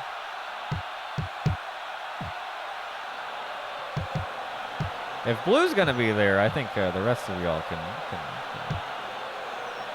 probably go ahead and come on too. Everybody wants to be like Blue. Ooh. Huh? But no, it should be fun. I've been looking forward to it. I expect to have a much easier time engaging with Atlantica once it's in the like a video format. So I'm excited about it. It's we've been like, well, I mean, I remember a few months ago you talking about like just wanting to, but not any real plans to yet. So it's crazy how much things have progressed in the last few months. So that's pretty tight. Try to say cool and tight at the same time. God, I do that a lot.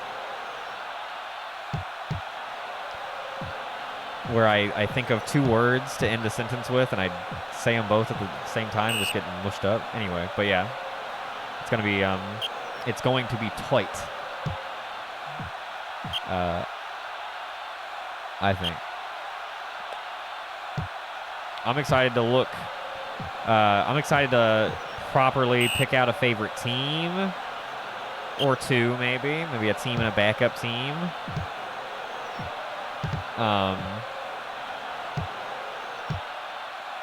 And just, I don't know, chase that fucking pennant, baby. Let's go. It's gonna be cool. Fucking Rangers are shitting the bed on me, so I need a new baseball team to root for. The fuckers shit around and lost first place. Bastards. Ugh, fucking bums. Bums! Yeah, I'm excited too.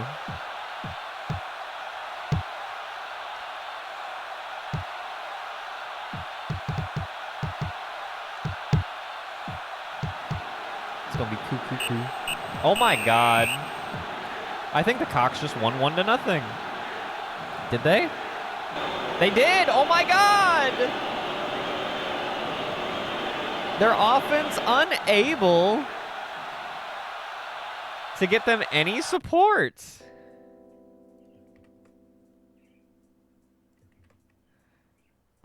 And the Cox get the win on the road. I'm stunned. Wow. Even with that, though, like, the Cox didn't move up and the Gardeners didn't move down. So, no one involved suffered anything for it. I mean, the Gardeners could have gained ground.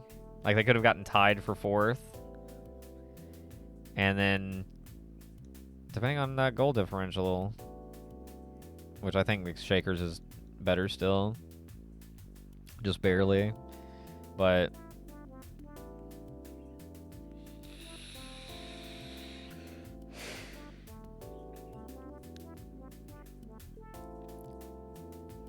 dude, the scrambled eggs have a plus 50 goal differential. They also, with 5 games to go in the season, have still only lost their first game, which is just, like, insane. That is almost the soccer equivalent of going undefeated. I mean, shit, they almost did. I guess you can go undefeated in soccer, but you could just, like, get wins and draws. In fact, in a 22-game season, it's probably not even, like, terribly unlikely. I don't know. Plus 50 is pretty bonkers, yeah. They're in first place for a reason.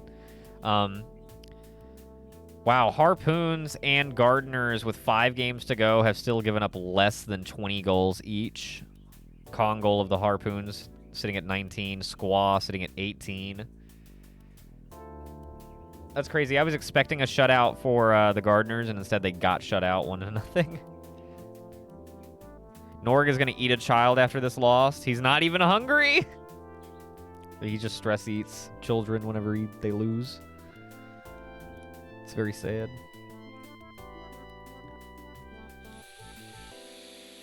Let's see. So,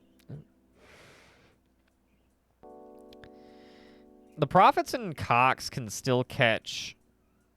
Let's see. With 5 games to go, that is 10 points to gain, essentially. So depending on how things play out, I mean, technically, depending on how things out, the Profits and Cox could get as high as 2nd place.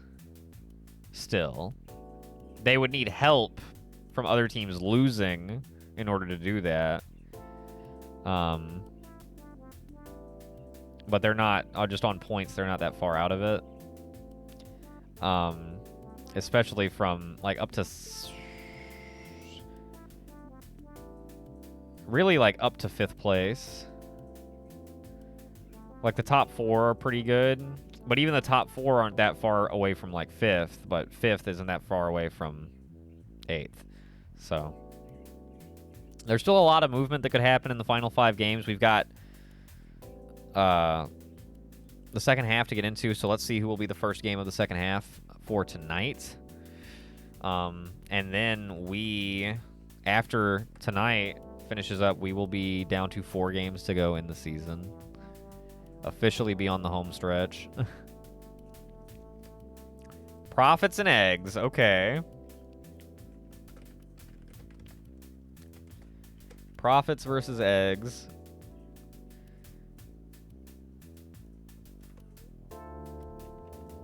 Oh, whoops.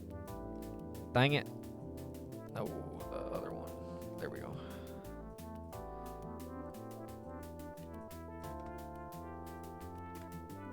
Profits have home field. Maybe the eggs will get cold. Just kidding, it's summertime, baby. Well, no, we might be in September now. So we might actually be prone to different pitch types. We're late enough in the season that we're probably into the, interesting. I wonder if it just divides it by like say you set a season to span 2 months, so it'll divide and you're playing 22 games, which we are. So it'll say the first 11 are in August, and then the second 11 are in September. And then if it was spanning 3 months and we're going into October, then it would divide the 22 by 3, and round accordingly. And one season would end up with just one less game or something like that. I bet that is how it does it.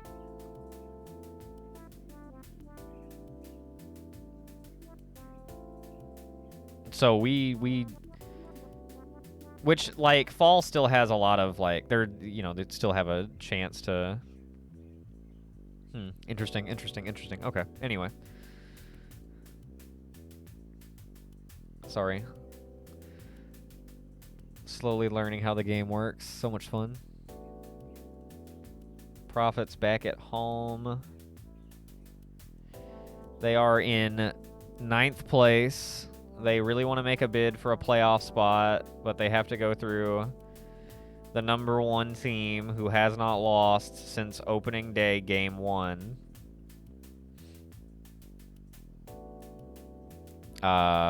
Obviously, I like the eggs in this one. Let's see how it goes.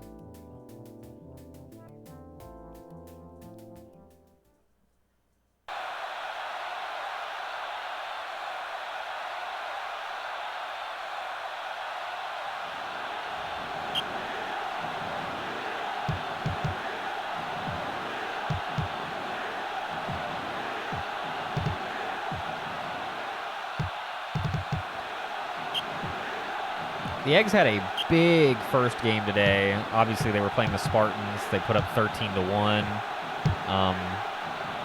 I didn't even look at what the breakdown was for who had what. At the end of today, we'll look at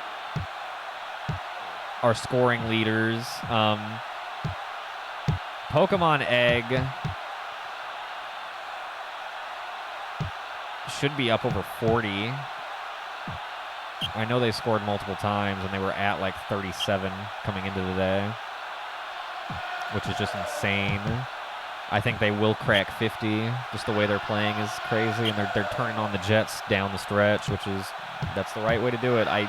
The Eggs look really hard to beat. They look like I don't know, if they can carry this kind of momentum into the postseason cup, then it's going to be really hard to beat them.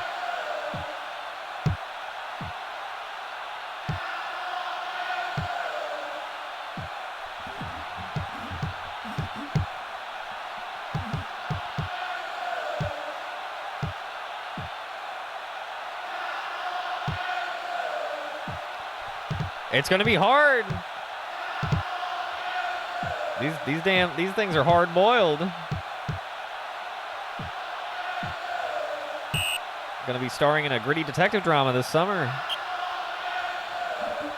Gustabald. Oh! Free kick, drops it into Peter Post. Oh my God, that's so textbook, dude. They've got game, dude. They got game. The eggs are goated. They, like, I mean, for real. It's crazy.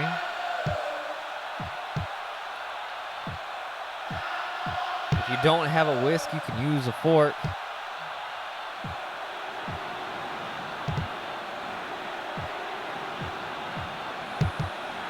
Gary Gustabald is a jork. What?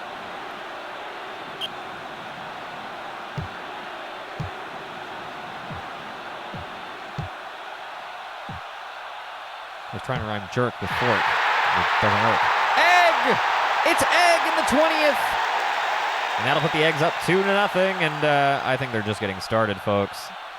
Pokemon Egg adding to their season total, and man, oh man, Pokemon Egg trying to be the Messi of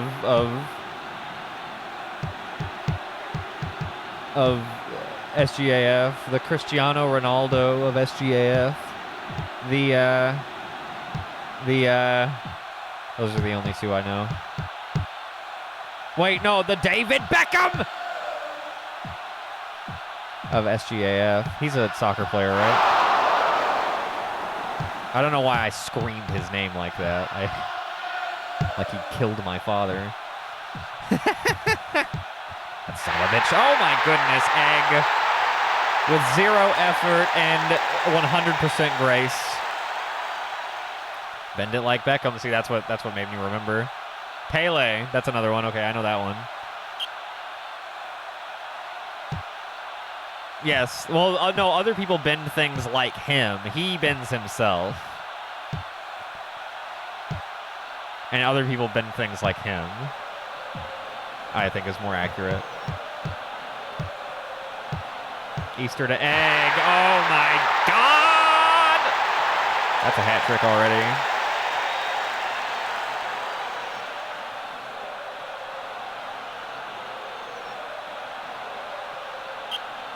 He's no bender. Well, you know, they make robots for that.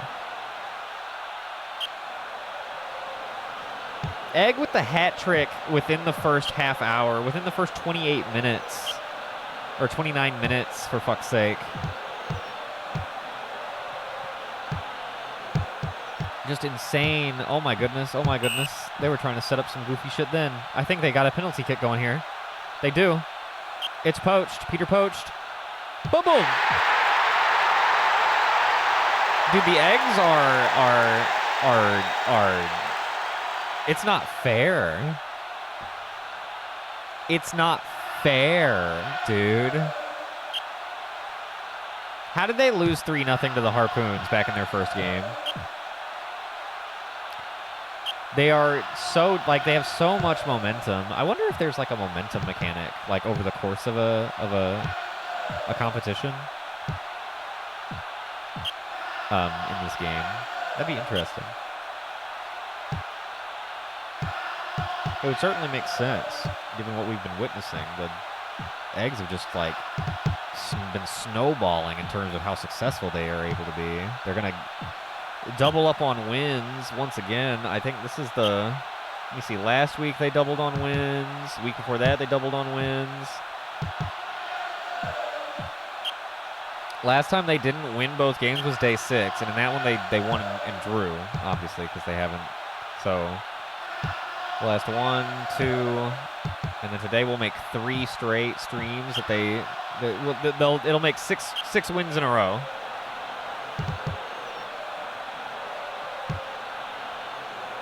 Which is just, it's a lot. They look fucking unstoppable, man. How is anyone supposed to, you know what I mean? Feel like confident that they can beat them. Even the Harpoons got dogged in the whenever they rematched. I think they 3-0 to the Harpoons back. Let me see. Or no, it was a tie. That's right. The Harpoons were winning big. They were winning 3-0, and then the Eggs came back and ended up tying. It ended up being a tie 4-4 to end. And that was the last time the Eggs drew, and they've won every game since then. It's been a wild season. Eggs dominating 5-0 so far. Only halfway through this one.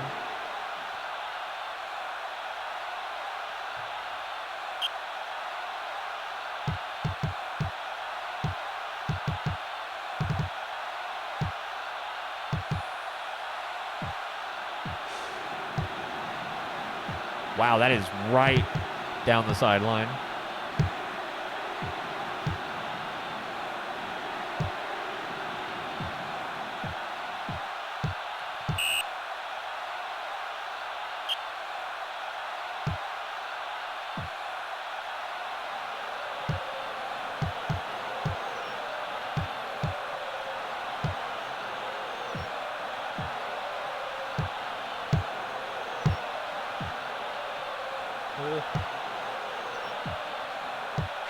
Oh, wow, that was close.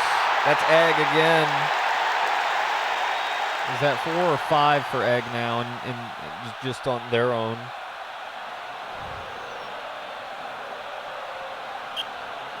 One, two, three, 4.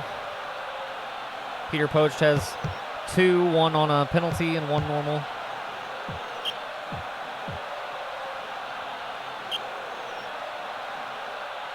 Fucking break it like Egg.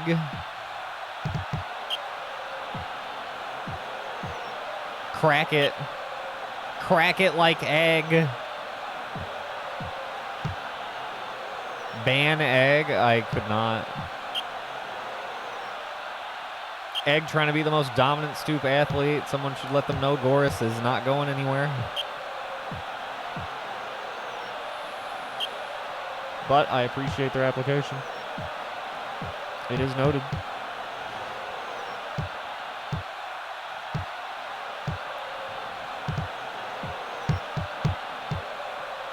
Oh, I thought that was about to drop in there.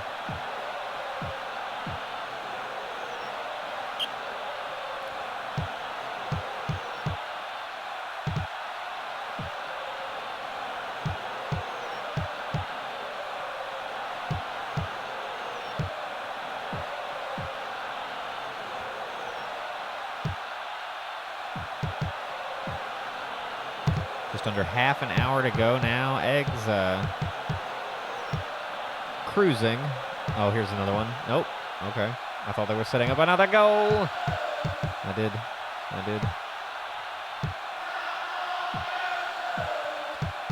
I hear Cowboys named Lou. Oh, another penalty kick for Peter Poached. And he's got it. That'll give him a hat trick. 2 goals off of penalties.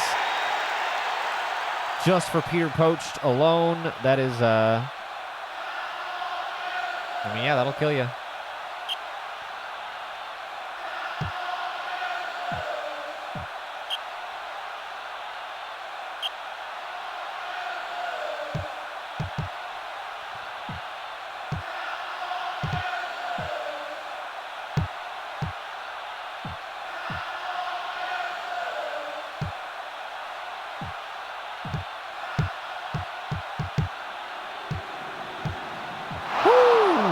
That was close, but just a little off to the right. 7-0.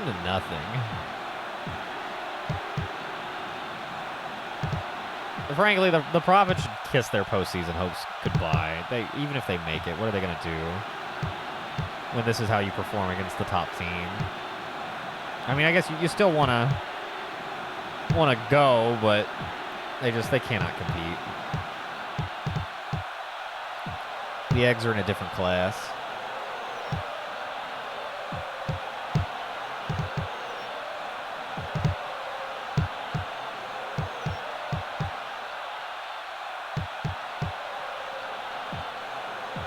Supreme Stallions of the league.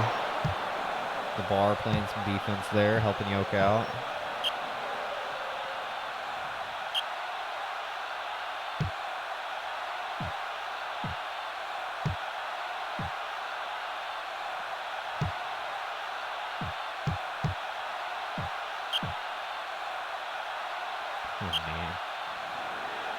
Really excited for the SGFL season. It's right around the corner.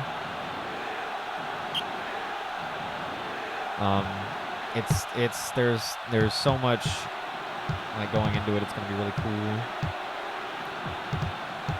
A lot of teams facing off for the first time because Void Division got paired with Chaos for the first 2 seasons that it existed. So a lot of those teams will be playing Apocalypse teams for the first time. And we also, as a result, there are a lot of new players in Chaos that haven't played players from Heroic that are going to get to play each other for the first time. There's all kinds of like unique matchups, player-wise and team-wise. And then just, I don't know, just obviously just adding on to the history overall. It's exciting.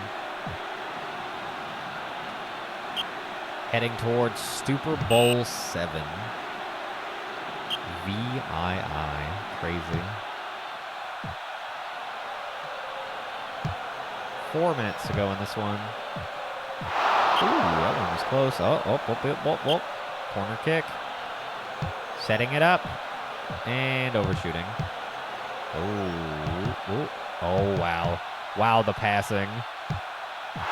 Very clever passing. Does not quite pay off. And finally, Cage has it. This should take us to the final whistle right about... Oh, no. We'll get a free kick by the Prophets. Carla Valenti. No. One more goal kick, and this should take us to whistle. That'll do it. What was it, 7-0? 7-0 scrambled eggs. Just cannot lose. So it would seem. Who's next? Spartans and Harpoons. All right, well.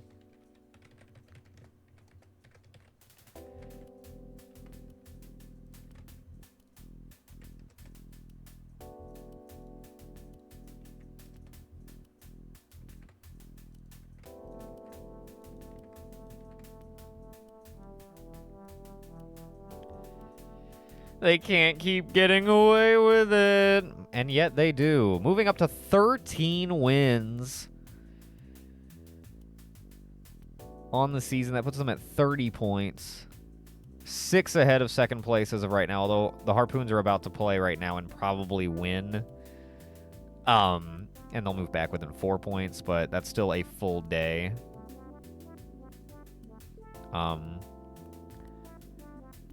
It's not impossible for the Harpoons to catch first place, but they need the eggs to lose.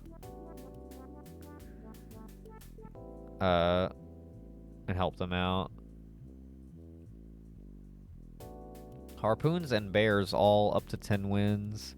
Shaker's going to be looking for their 10th win.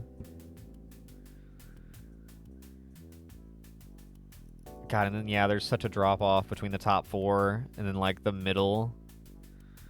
Like 5 to 10, and then the bottom 2.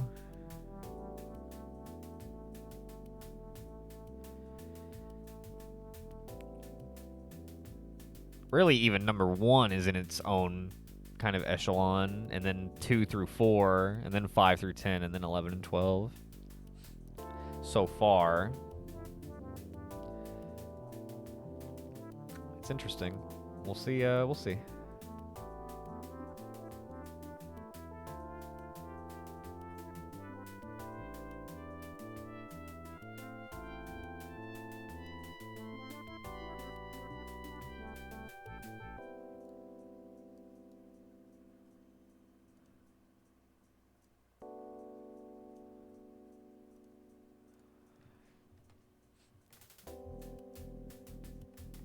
Boom, boom.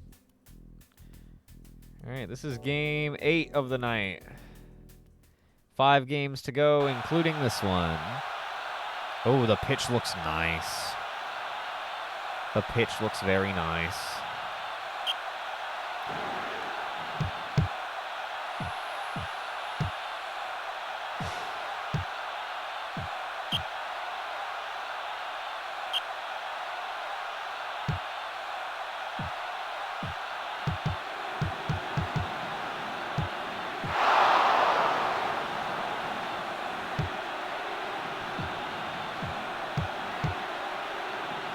passing to no one. Oh, they get a hold of it. Dude, Dole is so fast, and he zips around and scores that goal. God, he's so quick on his feet. And Harpoons go up 1-0 within the first 4 minutes.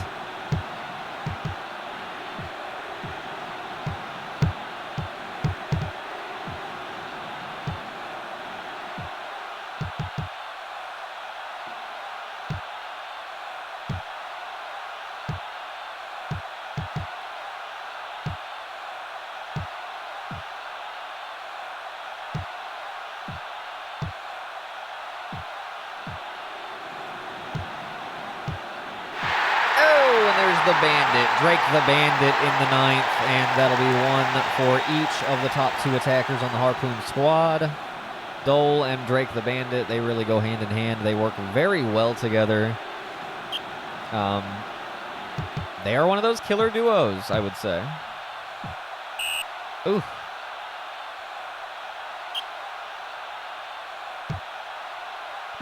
Oh, wow. The accuracy of this pass. It's a long lob pass to Dole, drops it right in the middle of the penalty box, and he just whips it. Just windmill kicks it, boom, right away. 3-0.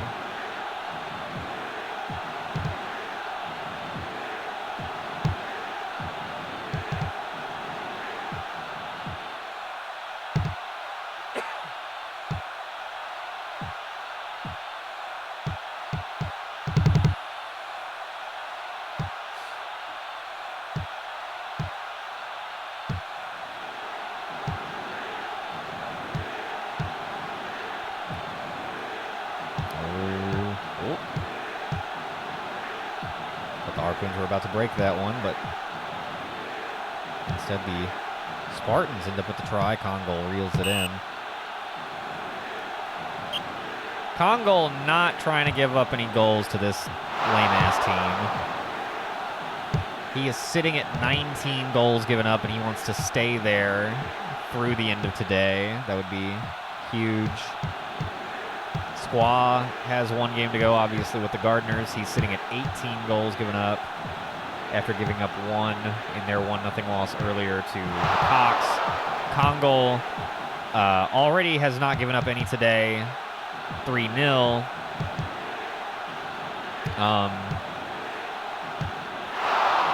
In their first outing against the Profits. Profits did not score a goal today and lost by a total of 10 goals to none between their 2 games. Fuck me.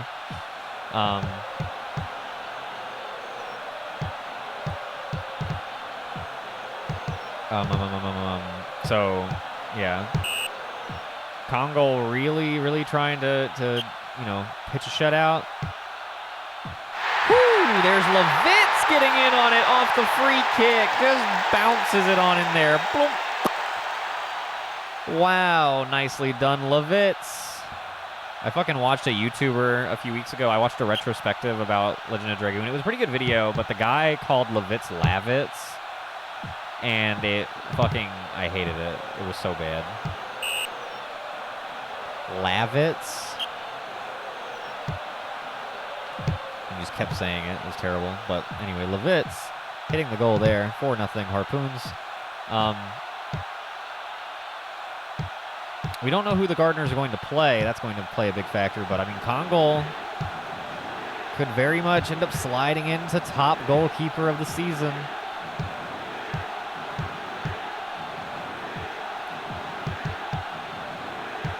That's how you say it? What, Lavitz?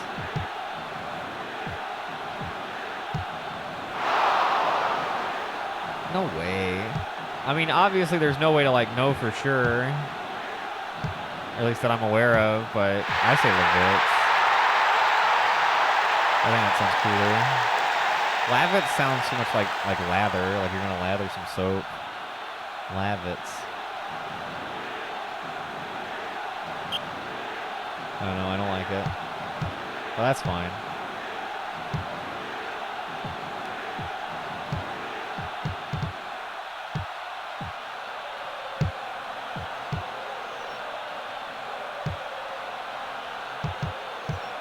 Dole trying to set something up. Can't quite do it.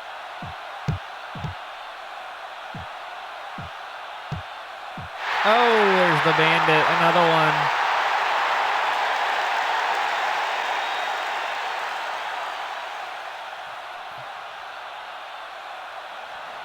How do you say Lenny Kravitz? Lenny Kravitz, but that's Lenny Kravitz.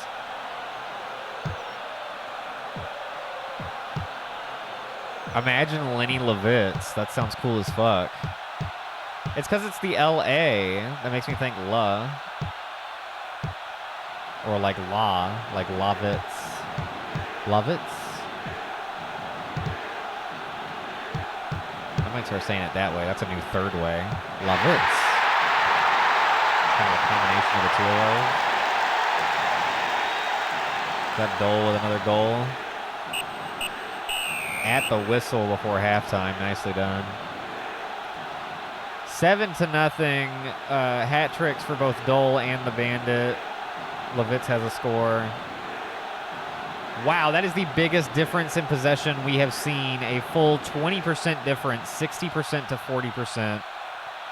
That is the biggest difference we have seen in SGAF history. They are usually very close, like within 1 or 2 points, if not dead even.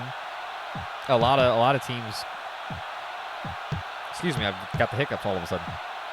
A lot of teams match up that way, but the Harpoons possessing,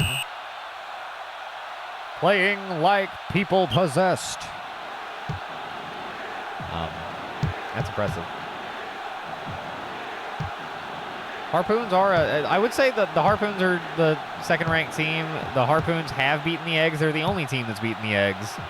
If there's a team that I think could win the season title,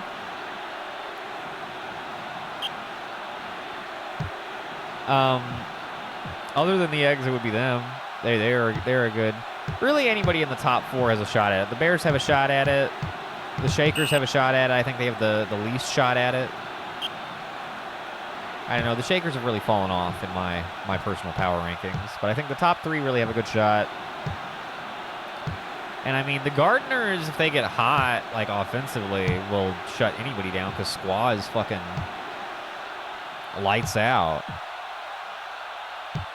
Like, Squaw's not the reason that they lost against the Cox earlier today. He only gave up a single goal on a penalty kick situation. It very easily could have been a 0-0 tie if they don't give up that penalty inside the box. So, it's not more Squaw. Squaw wins the more games than he loses. Usually, like, like, where's the goal support? At some point, wait, kind of like Trolls and Valheims, at some point they're just not a threat except to your boars. Oh, jeez. Yeah, it's like they're still tough, but they're not. They are 4th place. That's a good spot for them.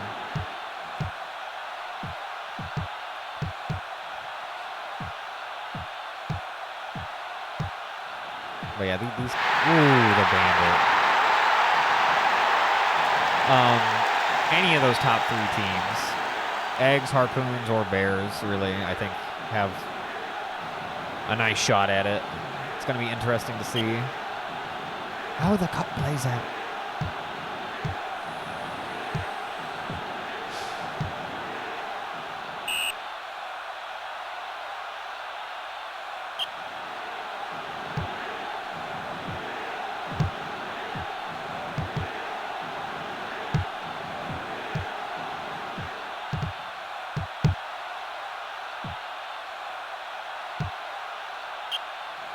Oh, corner kick. Harpoons leading 8-0 in the 69th. Ooh, there it goes.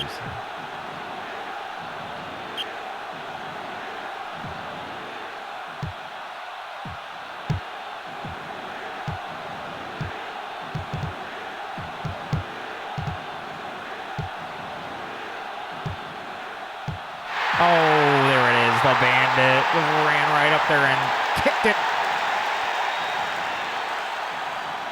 9-0. Harpoons, man. See, the Gardeners have the best goalie. the Harpoons have the best defense, like as far as defensive midfielders or defensive fielders or whatever. They lock their side of the field down. That's what helps them like have such high ball possession, I think. And then combine that with Kongol, who is a number 2, could be number 1. Dole with the goal. Harpoons are dangerous.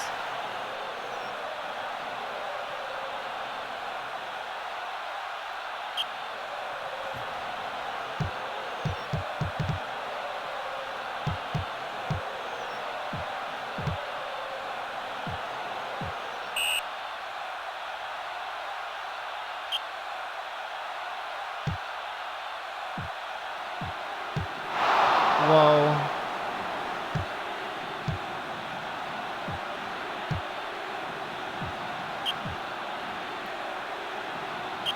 $10 to nothing, my God. Harpoon's got this one pretty wrapped up. Now it's just a matter of what the final score will be. And we still have to watch the Badgers play somebody, so that's another game that's going to be out. It's funny, the Eggs are going to automatically beat whoever they play, and then the Spartans and the Badgers are going to automatically lose to whoever they play. Oh, stop. My God, dude. How many goals does he have now? We need to count, actually. They're up there. He might have the record. 1, 2, 3, 4, 5. Okay, no, they're very evenly dispersed between. Yeah. Dole and the Bandit both have 5 apiece, and then Levitz's 1 makes 11 to none. With 4 minutes to go, this is, I mean, just domination. Look at that, Congo not letting that shit go by.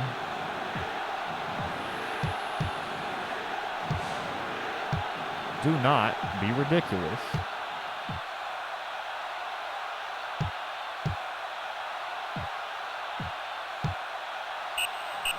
That'll do it. 11 to nothing. Harpoons just rock the fucking house in Sparta. That is how it's done, folks.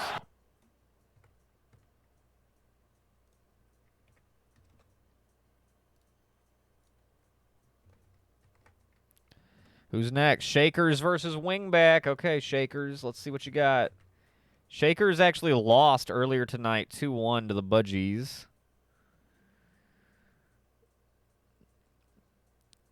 So, looking to even back out. They needed that win to help them gain some ground, especially with the Oh yeah. 1, 2, 3, and 4 are starting to even have some space between them. The Shakers can catch the Bears and then stay caught up with the Bears if the Bears lose. We'll see. This is Sparta and we suck. Yeah, it's like if like some kind of Monty Python version of Sparta was posing as them. They're just silly. They're just silly and not very good at soccer.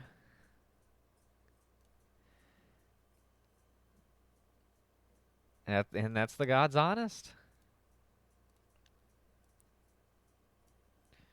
Wingback on the road, ground Shakers at home.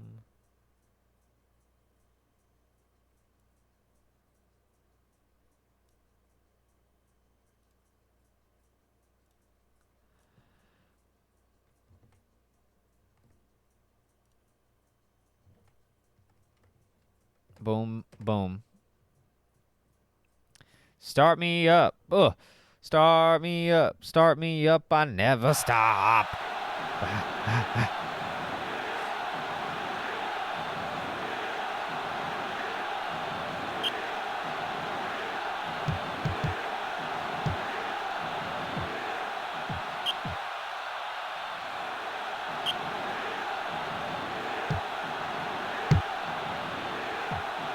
I would say the Shakers need to watch out. Wingback have a tendency to score in handfuls when they can get going. Sigrun and Marcia are quite the duo themselves for Acania. They obviously haven't had the same success as other teams over the stretch of the season, but let that not allow you to discount their danger.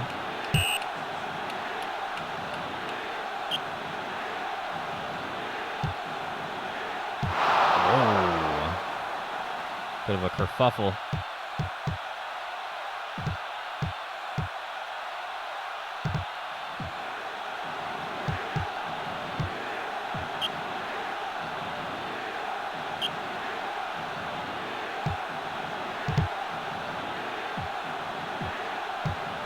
Ooh, off the bar, tries the putback, no way. Shakers don't let it go. Marcia tries again, no dice. Another big save by Tiki.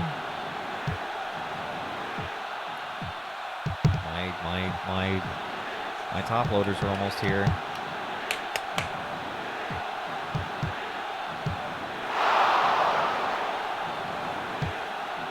Bird's going ape shit.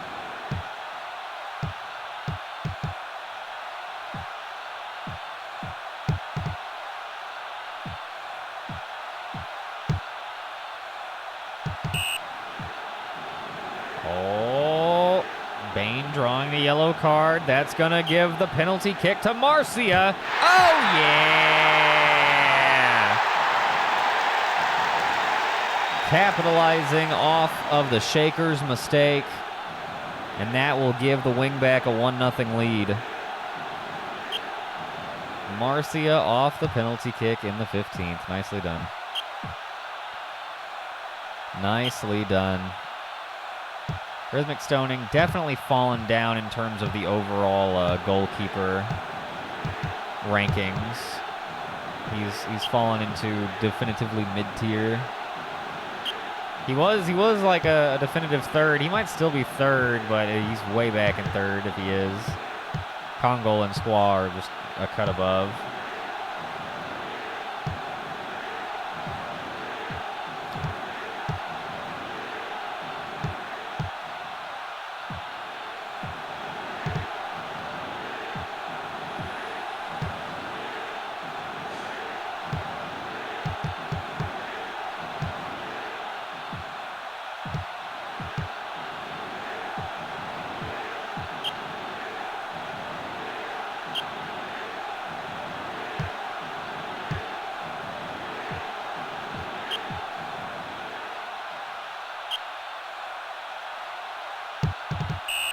Oh my goodness, what was that? No, Anna to kick, and that'll just fly out of bounds. Goal kick. What the hell was that? Or it's just a dog pile, like on the inbound for a moment. Kind of like that, only more violent.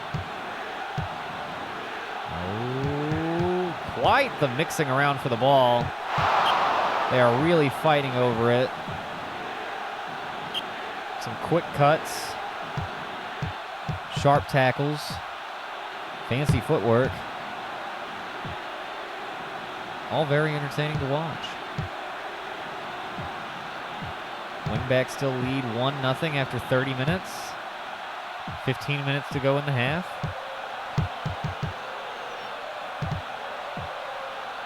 Fairly tightly contested. Shakers to inbound on the throw-in.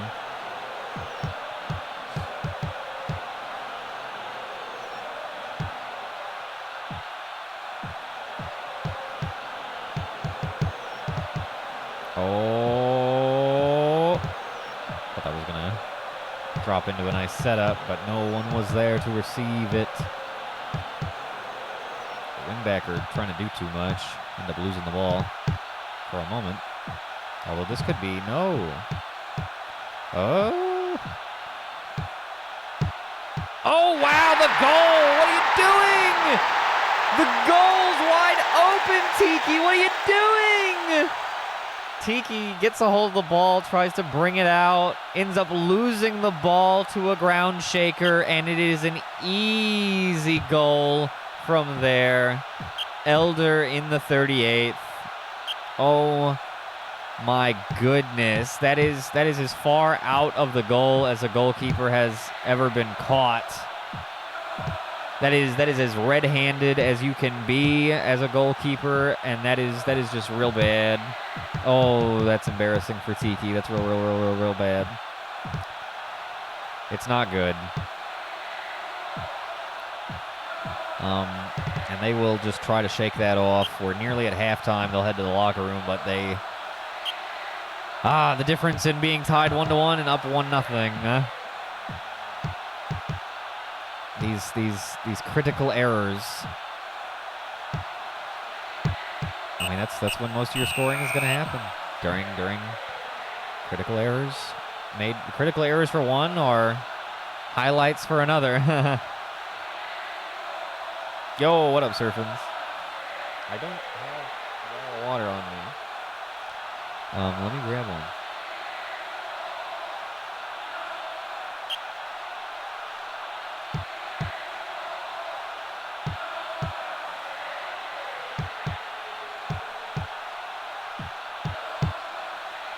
Here I go.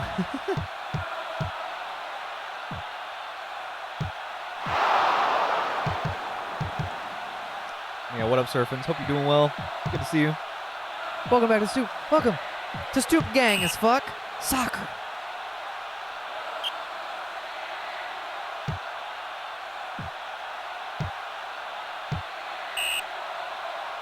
Yo, right on. Appreciate the lurk, dude. Hope your nap was good and your edits are fire. Good to see you. Hope everything is good. Hope stream's been going good lately. All that good stuff.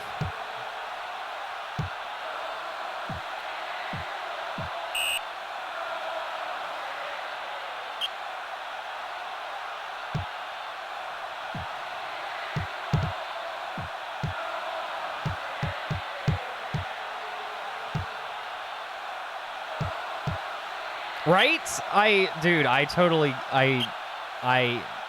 I'm glad you think so. I get what you mean. It gets very, even I get kind of like mesmerized by it. It's very, like all Stoop sports, except for boxing, I guess, which moves at a much more like 1-to-1 pace to the real thing, I guess, or closer. But yeah, all of the Stoop sports, team sports, are very, very snappy.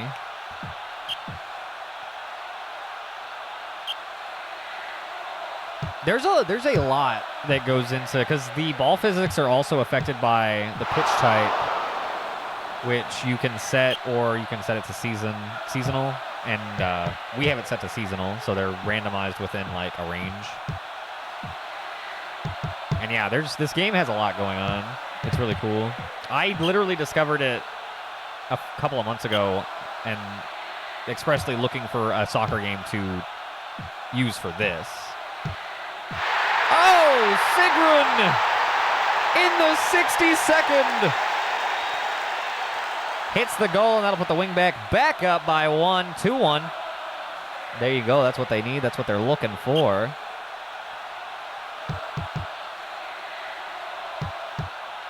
No, boxing's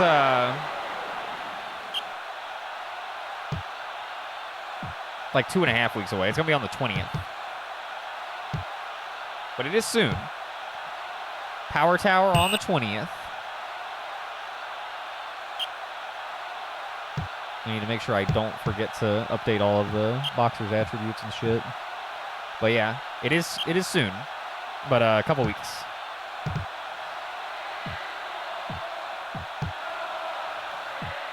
Right? It's like relaxing yet frantic. It's very, I don't know. Surfin's put it a good way. Hypnotic is a good way to describe it.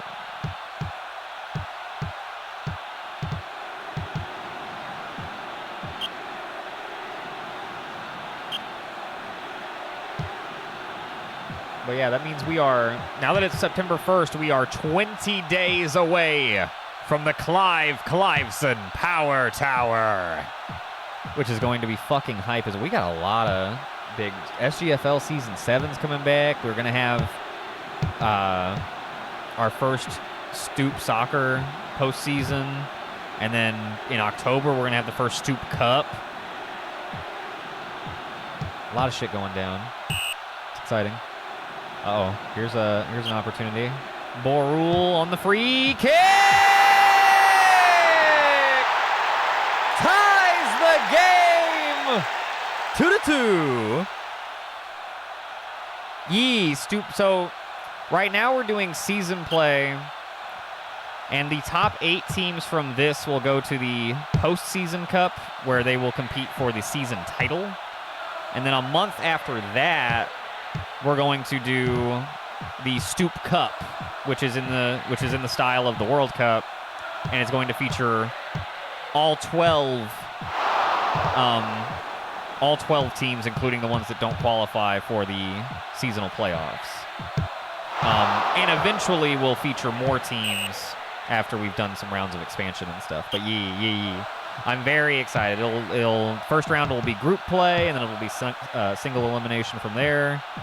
Kind of like how the World Cup does it, only smaller to start for the first one, but then the plan, the roadmap for it is to get exponentially larger over the course of several seasons.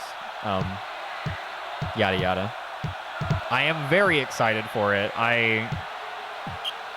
I fucking said the word. Somebody said Stoop Cup one time in chat, or I said it one time, and like ever since I like first heard or thought the term, it has just been stuck in my head.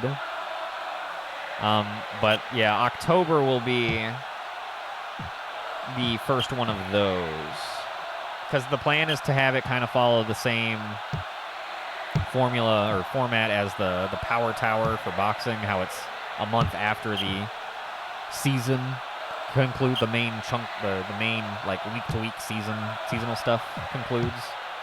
And then a month later, we do one more big blowout event that is the big thing. That'll be the Stoop Cup. 2-2. We are in the final minute. Looks like we're looking at a draw here. Unless, oh, yep, there it is. 2-2. Shakers and wingback drawing out.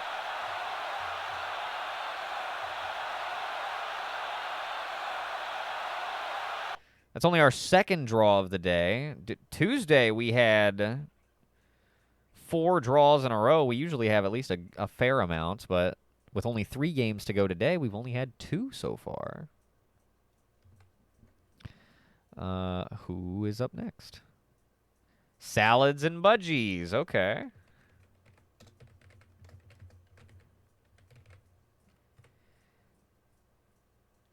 Let me start up this prediction for this next one, and then I'm going to send us over to the Stoop. Surfins, you can peep the Stoop. It has probably changed since last you saw it. The current one's pretty good. So we'll hang out over there for a minute. I'm gonna run to the bathroom and refill my drink before we get into our final 3 games of the night.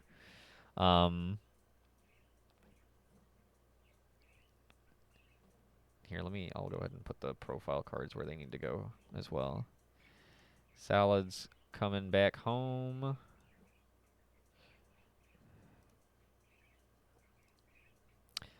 They're playing the Budgies.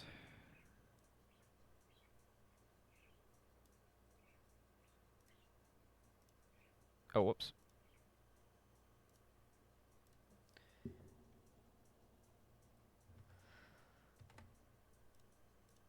Okay, let's hit the Stoop. I have to piss. I will be right back. Oh, wait, here, let's put a different clip comp on. This one's been on for like a couple weeks. I like to rotate them every once in a while. Remember that time that we played... Remember that time, remember that time, Yo, y'all remember Everhood? Hell yeah, let's go. Alright, BRB. Easy. Easy game.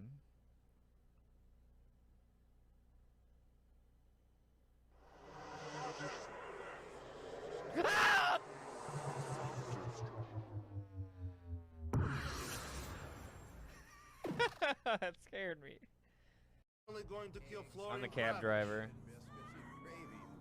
Have yourself a good breakfast. You know, if this fucks up, the bad shit's coming down on my head. What do you mean? I mean, you fuck up and I take the shit. You kill the wrong guy, and his friends will fuck with me to get to you. I didn't have no scars until you arrived. Now I am practically chopping board to have so many cuts on me.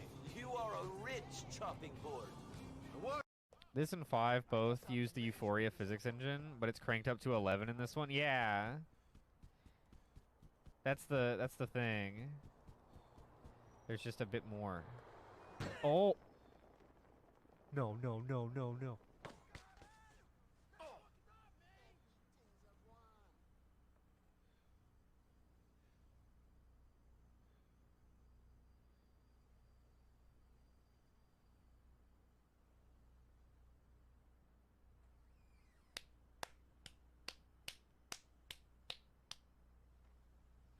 Need I say more? I'm just a puppet man running through a maze.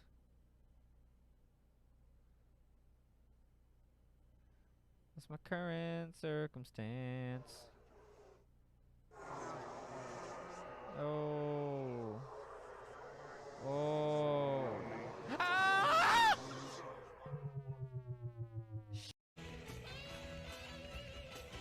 I got rid of those bikers for you. Johnny wasn't there, though. The other guy's meant to be taking care of him. Don't worry about it, Nicky. All right. Oh!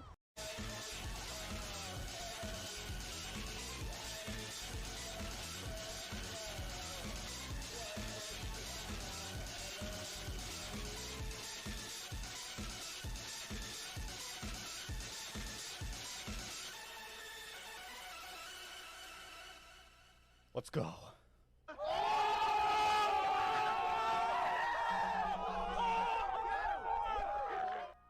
Yes! Woo! Woo! Get up on that shit! Yes! Knock that shit down to normal, no thanks! Ah! Oh, I'm shaking, dude. That was fucking cool. Oh, that was so sick. Oh, that was so sick. Oh my god, dude. Look at that. Look at that. Is that tracking? Look at that. That is gamer shakes so good. Ah. Oh my god. Oh.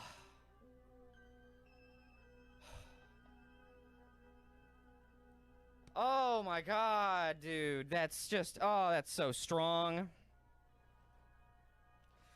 Oh my goodness. Second try, that's not bad. Woo!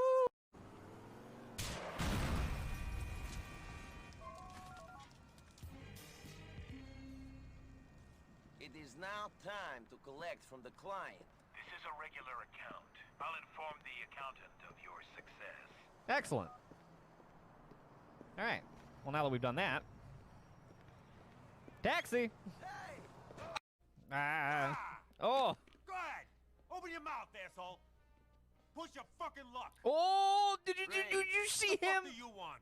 You told me to come. slide on out of here? I feel like I need to be in a Head and Shoulders commercial immediately. Pardon me, sir. Out of the way. My turn. My turn. Out of the way. So yeah, that's what's.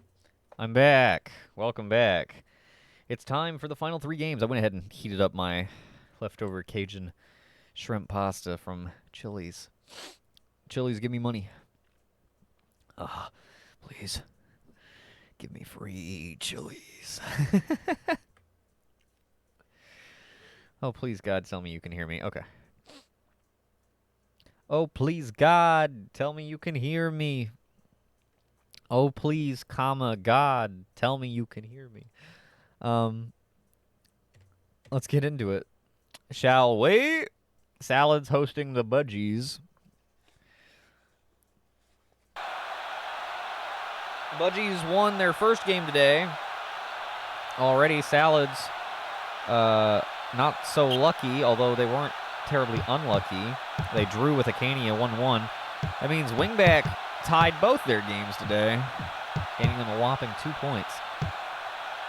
Not feeling great after tonight's Chili's experience? Aww.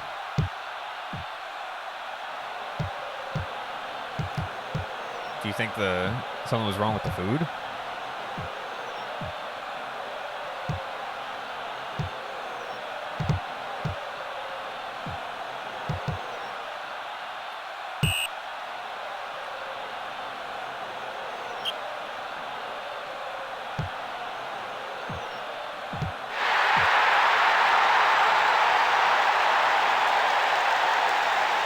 You've never been disappointed at Chili's? That's what I'm talking about. I love Chili's. I was craving it today. Also, Gardner hits one in the sixth. Salads lead 1-0.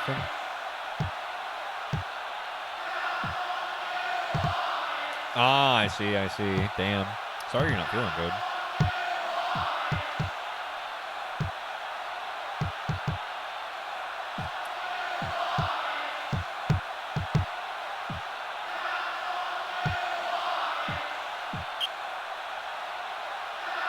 Sorry,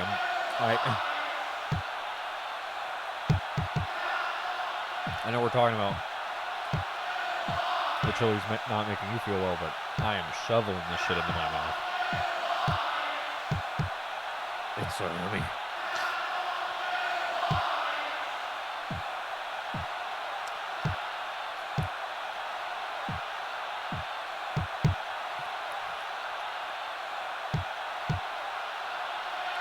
They used to have these chili crispy chicken things a while back. They were so good. Dude, they used to have these fucking nachos that were fire. I really like the steak there. They have a sirloin steak that's really good. The fucking loaded mashed potatoes that come with it are so yummy.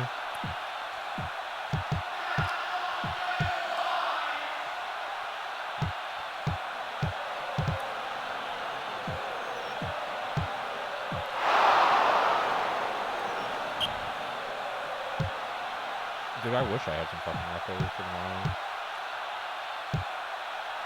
I guess that's what this could have been, but no.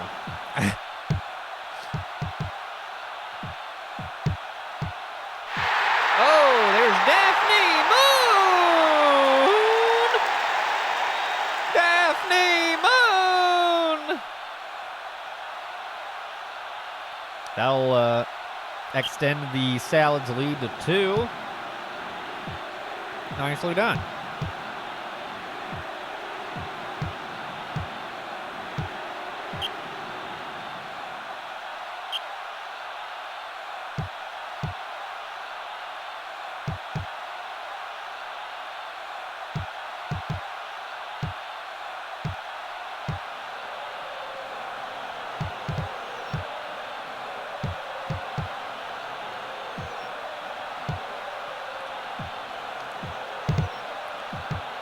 Thank you, servants.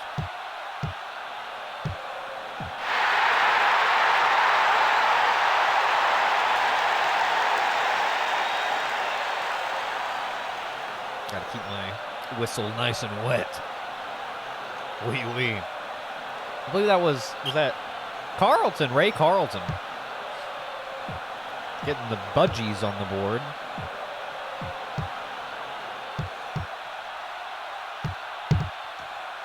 Wait, I wanted to get ribs, but they cost $8,000. Damn. This is as bad as some of these trading cards.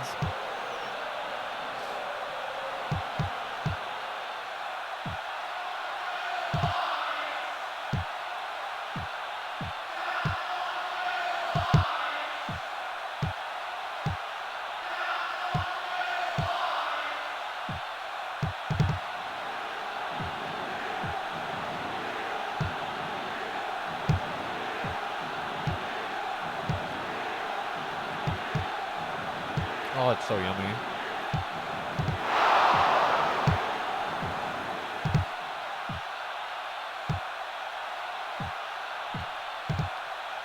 Woo! Oh. Oh, Bishop! We got a tie game before half.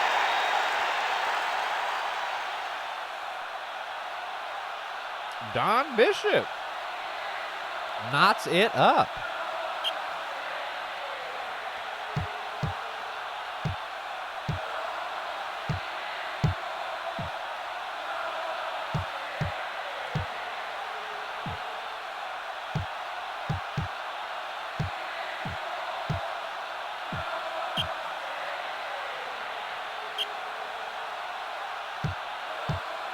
All right.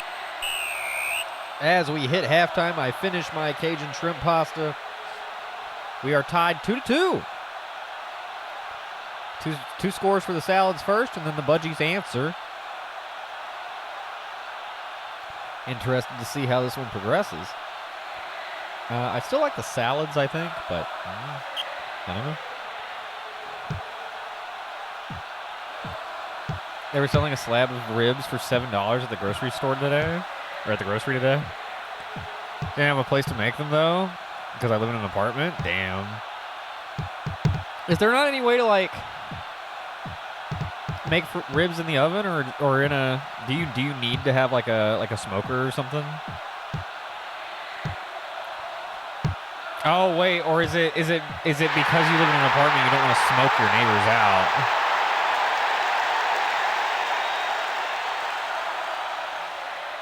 You can, but they don't taste as good. Okay, I see, yeah.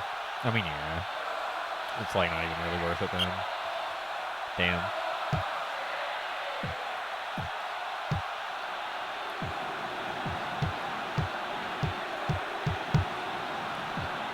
Get this comment with a picture of chicken and ribs for $20.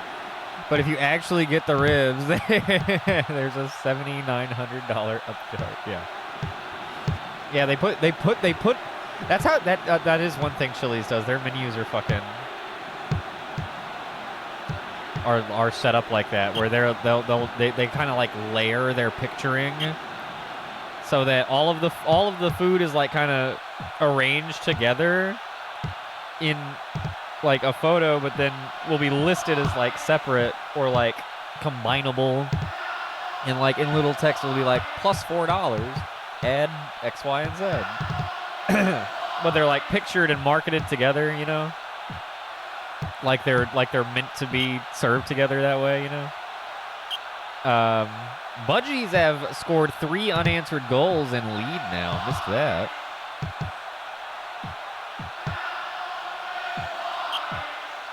Kitchen's so tiny, I never want to cook anything. I feel that. I've been like that before. My kitchen's not like huge now, but it's big enough that it's a small house kitchen. You know, it's good enough to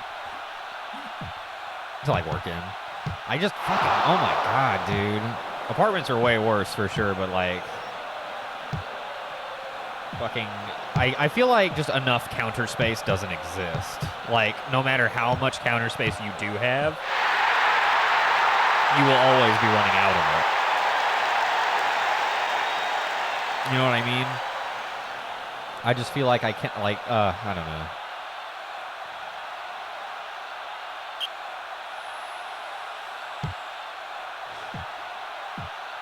I want more counter space. 66 minutes in. Budgies lead 4-2. Oh, they are handling things. Oh! Now that I'm almost ready to buy a house, it just happens to be the worst time to buy a house in several decades. Yeah, right? Isn't that just great? Dude, houses are fucking insane.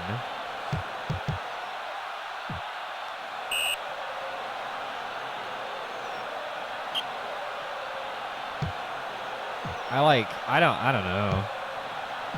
I don't know, man. Houses are wicked expensive. House in 1950 cost fucking $35,000. The same house in 2023 will cost $4.5 million. It does have new windows.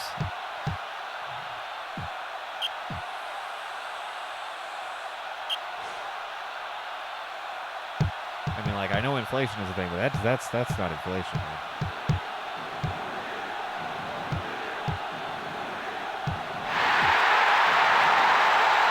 Dude, the Budgies are running it up on the Salads now. They were once down 2-0.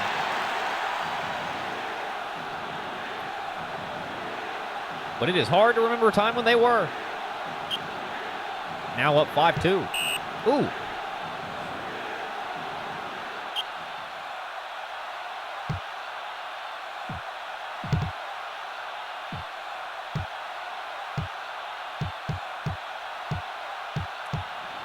Oh, I feel so much better now that I ate.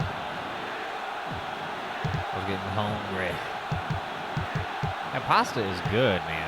I'm telling you. I'm telling you what, Chili's. Send me free pasta. I'll never stop singing its praises. Gardner draws them back within 2 here in the 82nd. Are we going to see some final 10-minute heroics? 10-minute drill. Fucking 8-minute drill. Do the Salads have something like that in them? I don't foresee that they do. They've got one of the hottest scorers in the league in Kirby Gardner. Lana Gardner, not bad either, of course. But as an all-around team, they're very mid.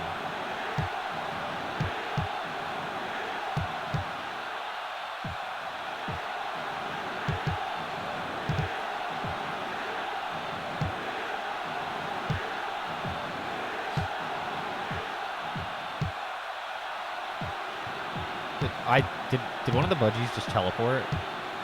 I think he did.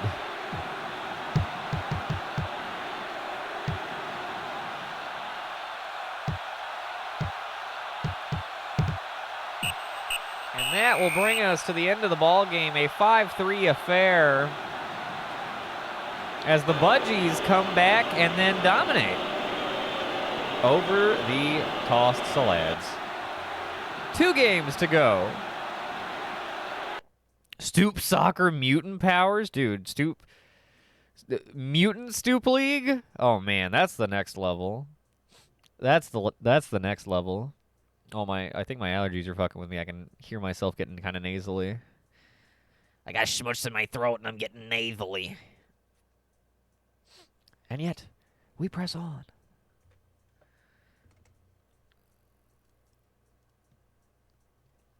Who's next? Cox versus Badgers. Okay.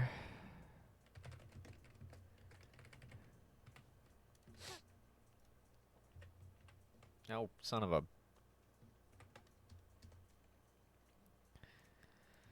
There we go.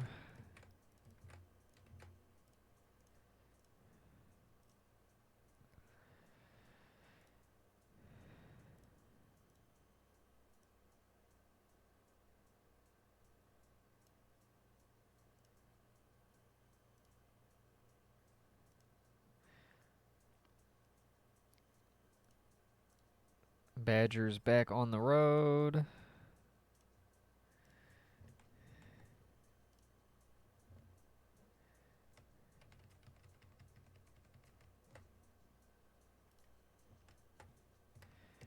Boom, boom. Here we go.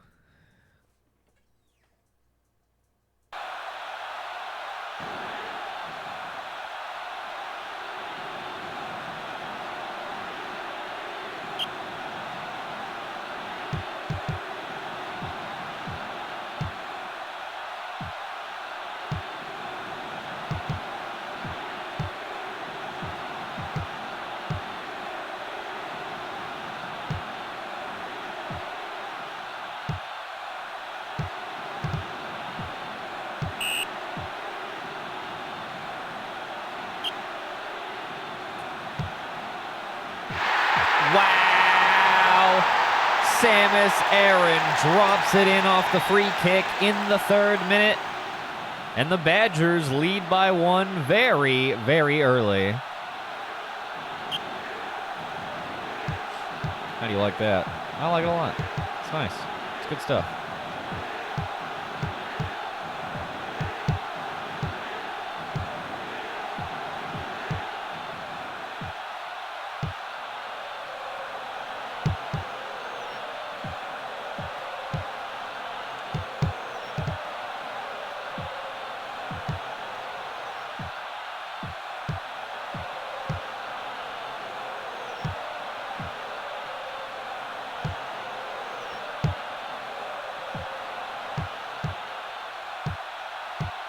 teeth are bothering me. Hate that. Bah. Bah, you know? Bah. Piss Arms looking okay, yeah. They're up by 1. They scored off of a free kick in the 3rd, so... Well, that was goofy. But, I mean, they're up 1-0 against a team that is kind of spotty on their offense, so... Badgers could pick up a win here.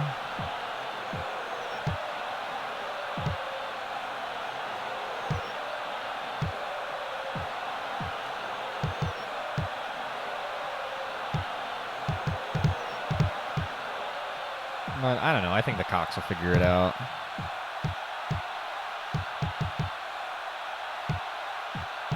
Oh.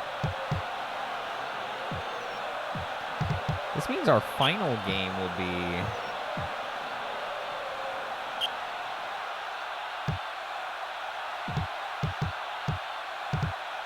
Bears and Gardeners?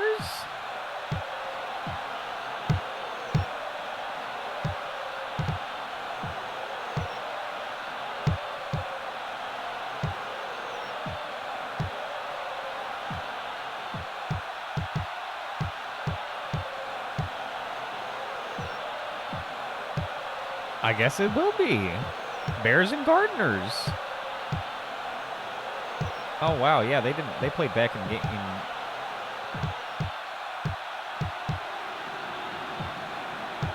back in day 4.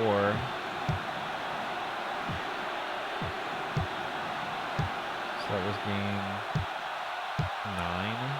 No. Game 7. Interesting. They tied 1-1 when they played the first time. They should be playing in Majula this time. That should be an interesting game to close out the night on. Kind of stoked that actually happened to fall on the final game of the night. That's great. That's just lucky.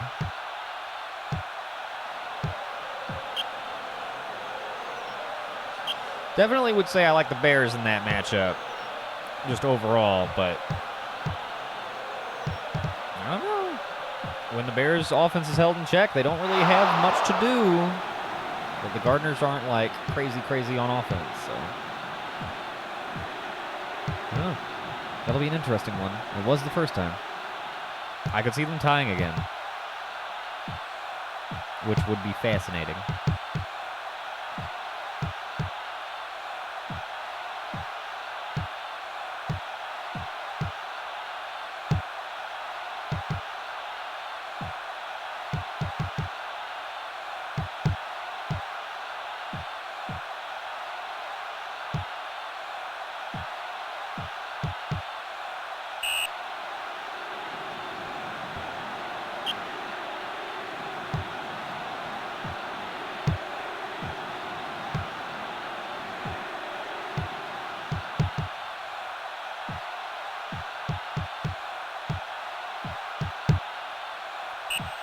That'll take us to halftime. Still 1-0 off of the early Samus Aran kick.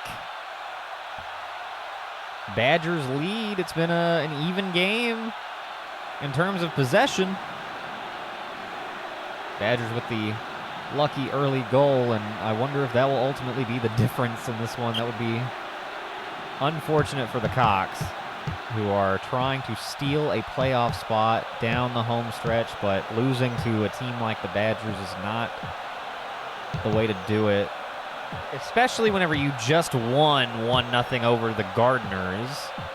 And that's, I mean, that was huge. And then you're going to cave to the Badgers in the same day.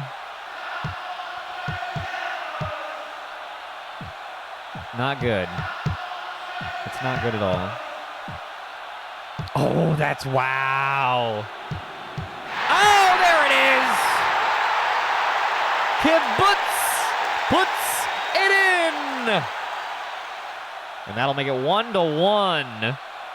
There you go. That's a little more like it. Brucey Kibbutz.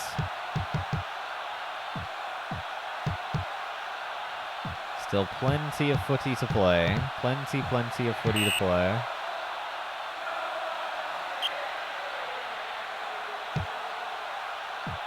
Oh, off the top bar. That was so close.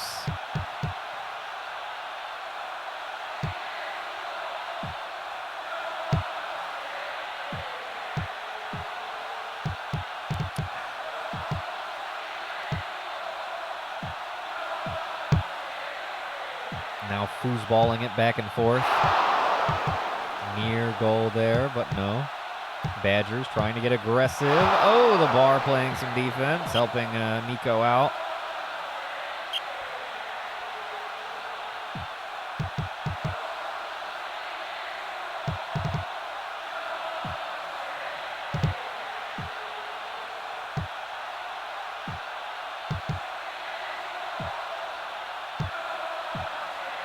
Not a very inspired attempt there.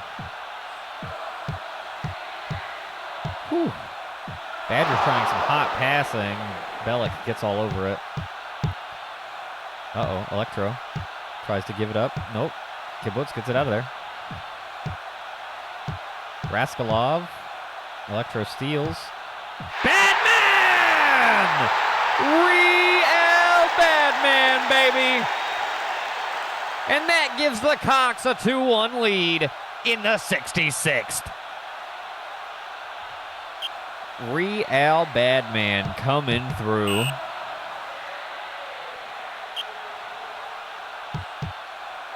Oh, Klebitz. Just over 20 to play. Oh, I thought that was going to drop in there for a second. That would have been silly.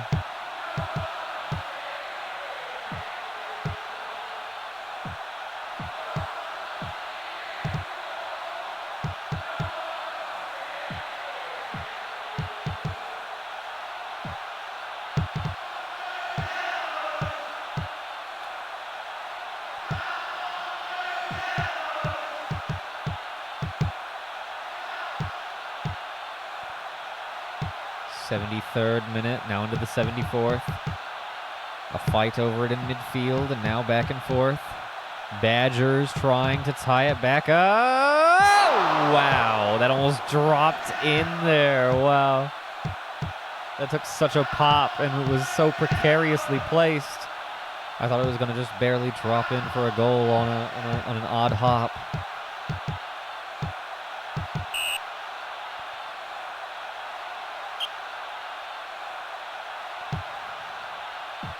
Whoa, there it is! That takes a good bounce and goes right where Klebitz needs it to go to fire it off for a goal.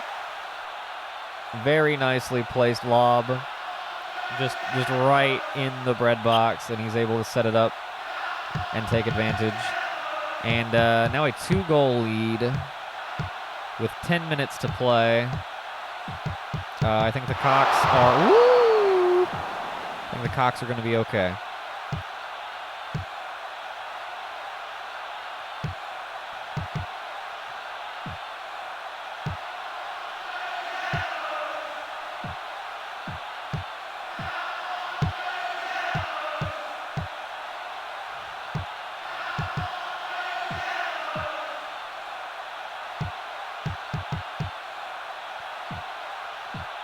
Under 5 minutes to play now. And this one should be just about wrapped up.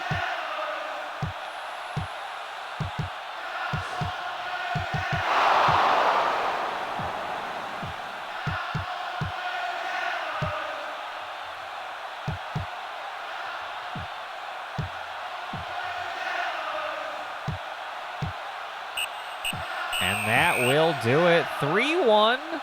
Cox managed to come back. They give up the early goal off the free kick by Samus Aran. They then don't do anything until the 52nd when they tie it up, and then from there they methodically score about every 10 minutes or so. And take care of business. Liberty City gets the win. The hometown crowd appreciates the comeback victory. And that moves them up into 9th place.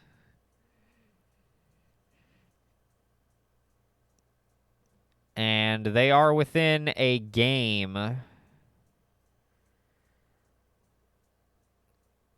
They're within a win of a playoff spot, depending on if the Salad's lost and the Cox win their next game, then the Cox will jump up. So the Cox with a real chance to make the postseason. I thought the Badgers might pull it off too, just on... I thought they might just be able to hold out, but no dice. Even the Cox able to rattle off. Bears versus Gardeners. Here you go. Here you go, Loki. Gardeners trying to shake off a 1-0 loss off of a penalty kick. That was the only score given up, that penalty kick against the Cox. That means the Cox won 2 games in a row today. Cox double up on wins. How often do they do that? I'm not going to bother checking. It's not often. Bears sitting in 3rd place. They are a top team. Gardeners are back in 6th right now.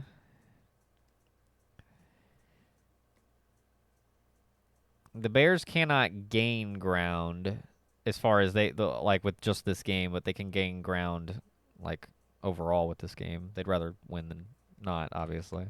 Oh, whoops.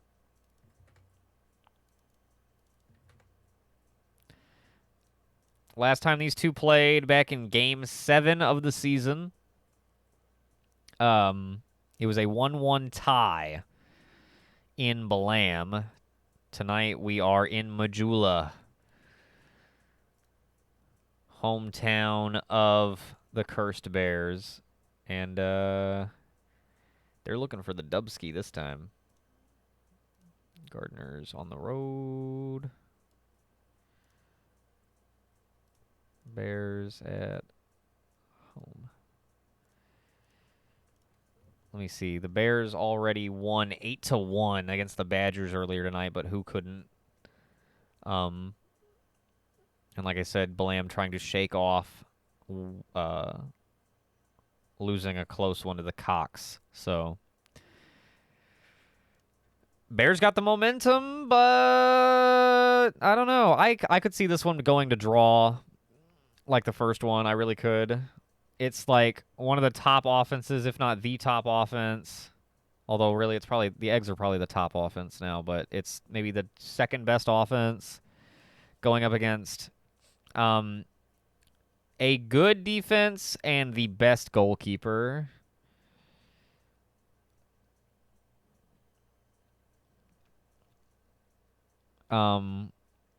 But a pretty mid offensive unit. So I don't know. I can see these guys. It could be. I'm predicting a 0-0 or 1-1 tie. Check. We're all good to go. All right. Final game of the night, folks. Let's do it.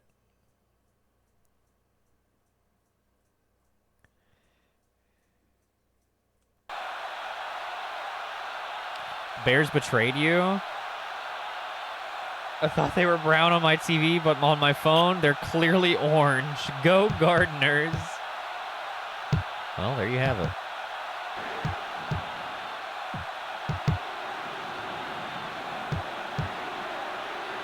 Squaw with 2 quick saves within the first minute. My God.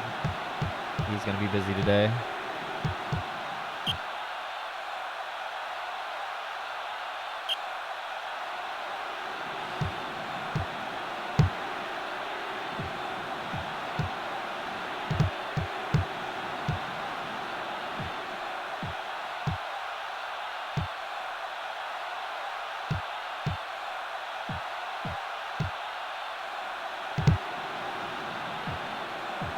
Whew. Allergies are flaring up.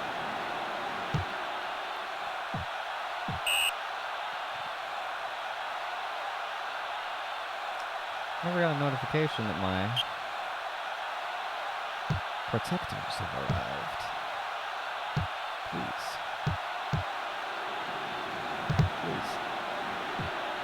They must have. That's not...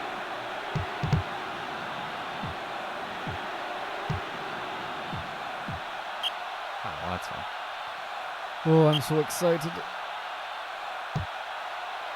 Boy, I sure do love goofy little pieces of cardboard.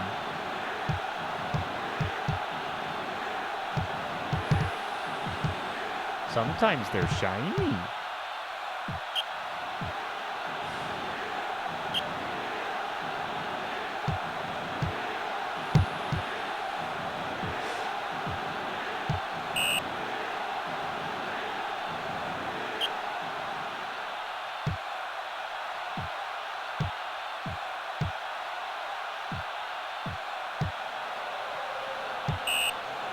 Oh, Norg draws a yellow card for attempting to eat the other player's child. Referee's going to step in every time on that. Oh! Ooh, that was close. That was close. That was close. Gardner's nearly dropped one in there. Oh, Laguna steals it away, kicks it across. Bears get it out of there. Lucatile. Bit of a mix-up. Loire kicks it back across. Once again, Bears trying to move it up the middle. Kale to Lucatile. Save. Get it out.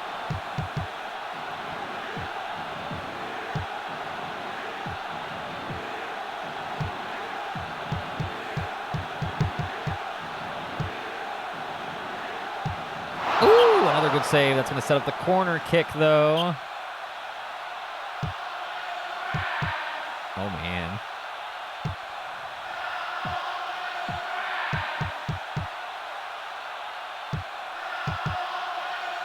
Nearly half an hour gone already and still scoreless between these two. As I stated at the beginning, a draw really does seem like the most likely outcome. And not just because that's the way the first game went, but really these two just... These bitter rivals, as they no doubt will become. Oh, that's a bad kick. Had a good shot at it. Jumped that ball well, and just totally kicked it over the goal. That time, Squad able to save it very easily. Oh, Ultimisia tries to set up the assist. Can't get it. Cowboys spank brats. I suppose sometimes they do. Cowboys play the Giants and then the Jets week 1 and then week 2.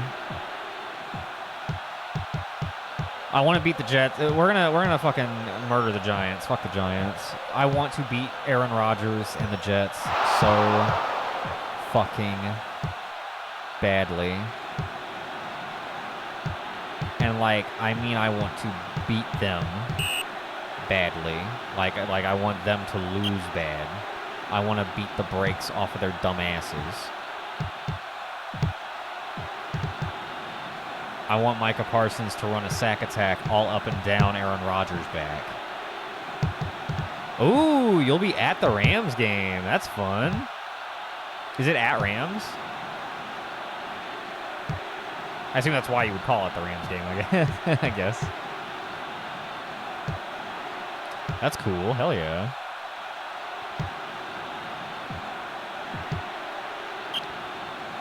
But yeah, I want to annihilate Aaron Rodgers. Oh, in Dallas. Oh, whenever they play here. Okay, gotcha. Oh, hell yeah.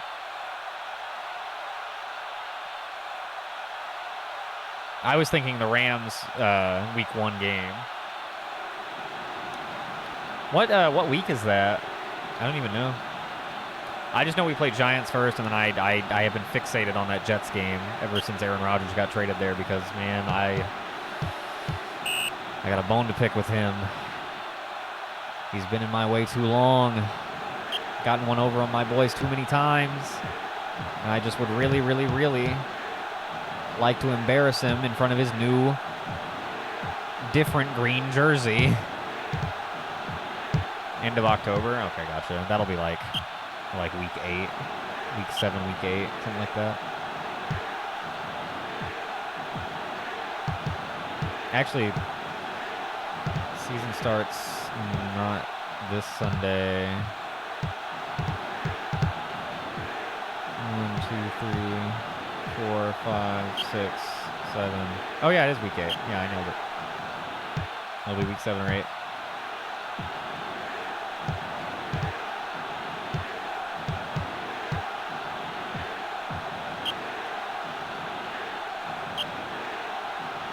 After 52 minutes of play, we are still scoreless here between the Gardeners and the Bears. And I'm not seeing any reason that shouldn't remain the case. Or any indication that it will not.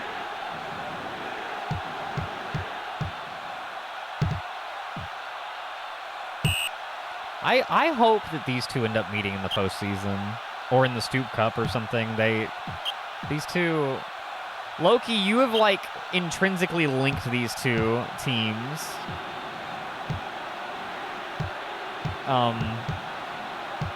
By being fans of both of them initially, and then by them playing such just, like, nail-biter games against each other when they do play. Half an hour to go, still scoreless. Crazy. It's... Like, I feel it, though. These two, this feels like this is one of the first budding rivalries in SGAF. Oh! Cartographer Kale hits the back of the net, and Squaws left Lion on the ground. 1-0 Bears. Dang, that was hot. Yeah, these two are hot rivals. Now we need to see if the Gardeners have any kind of answer for that, as the Bears have overcome Squaw's defenses. And that puts Squaw tied with Kongol for fewest goals given up this season, both at 19. Whoo! Broomhilda with the hot save. Standing a little far out of the goal. Ruin Sentinel. Trying to drop it in. Can't get it to go. Just over 20 minutes to play. Gardeners looking for a sweet setup. Ooh. The Cursed Bears forever chasing Daddy's affection, playing the Golden Sun Gardeners with pure vitriolic spite. What's going to be funny is that the Bears will end up being more successful, but by then it will not matter.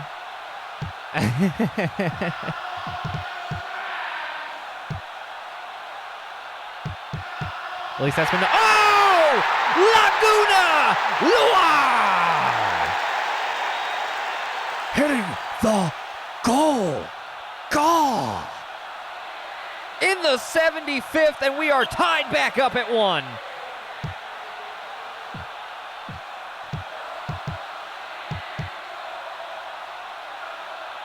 Oh, goal 1.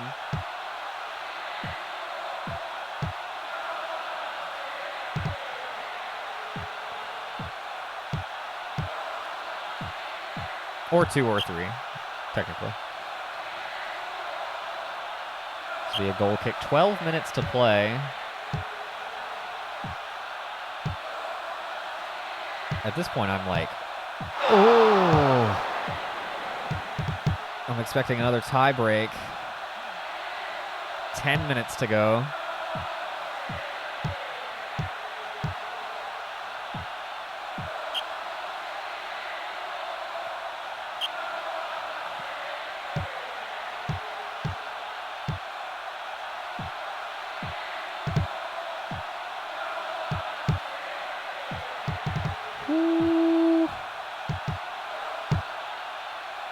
Oh, the Gardeners.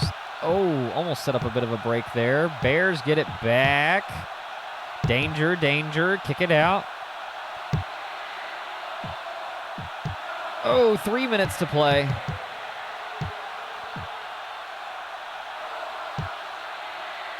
Squaw kicks it off to the middle. Bears get a hold of it again. Set up another goal kick. 2 minutes to play. I'm feeling that tie, barring any big last second shots. Like, oh! That was almost the stealer. But Broomhilda manages to wedge it off the bar, and it is a 1-1 tie. So close. Oh my God. But the Gardeners and the Bears play to a 1-1 stalemate. That is once again play to a 1-1 stalemate. One of the few rematches to go literally how the first one went. That's crazy.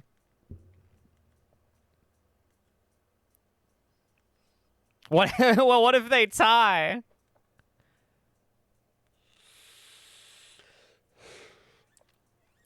See, now the Bears and Gardeners have only ever tied. They've played twice now and only ever tied. I want them to meet in the postseason so badly. So badly.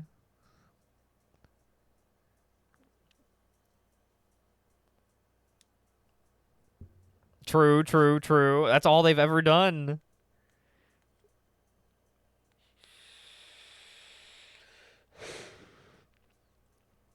And with that, we hit the end of the rainbow for the evening. Gardeners and Bears treat us to a nail-biting tie. I'm going to save our game. SGAF Part 10. And continue. So, Eggs still in first place, still looking very good. They're at 13 wins. Harpoons in second place with 11. Bears have 10 wins. So top 3 teams have 10-plus wins. Shakers back and forth with 9, and then you kind of have the mid-tier teams that are kind of in your 6 or 7 win range. The Cox on the outside looking in, but perhaps not for long. With 4 games to go, both streams next week. We will next Friday will be the regular season finale, and then the Friday after that will be the postseason cup.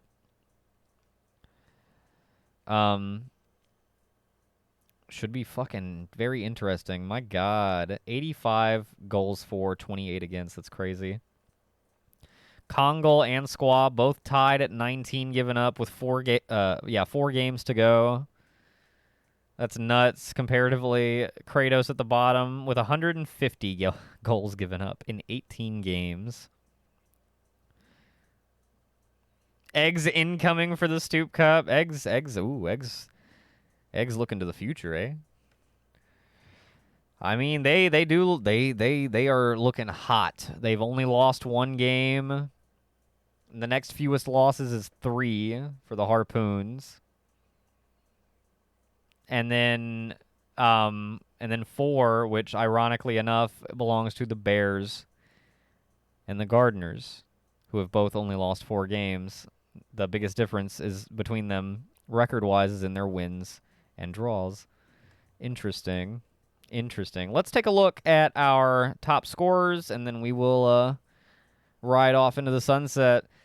Damn the difference in first and second. Egg up to 46 goals scored.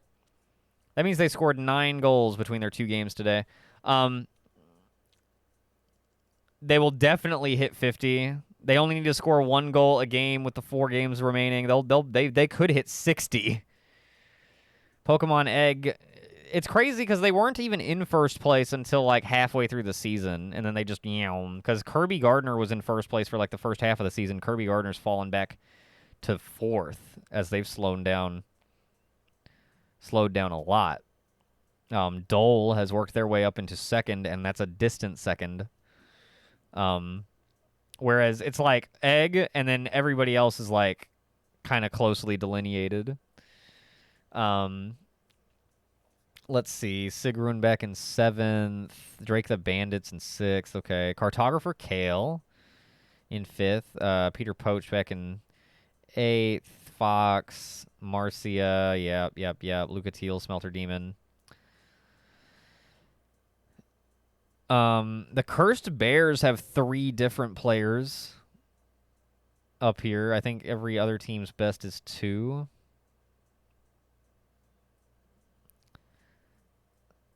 So,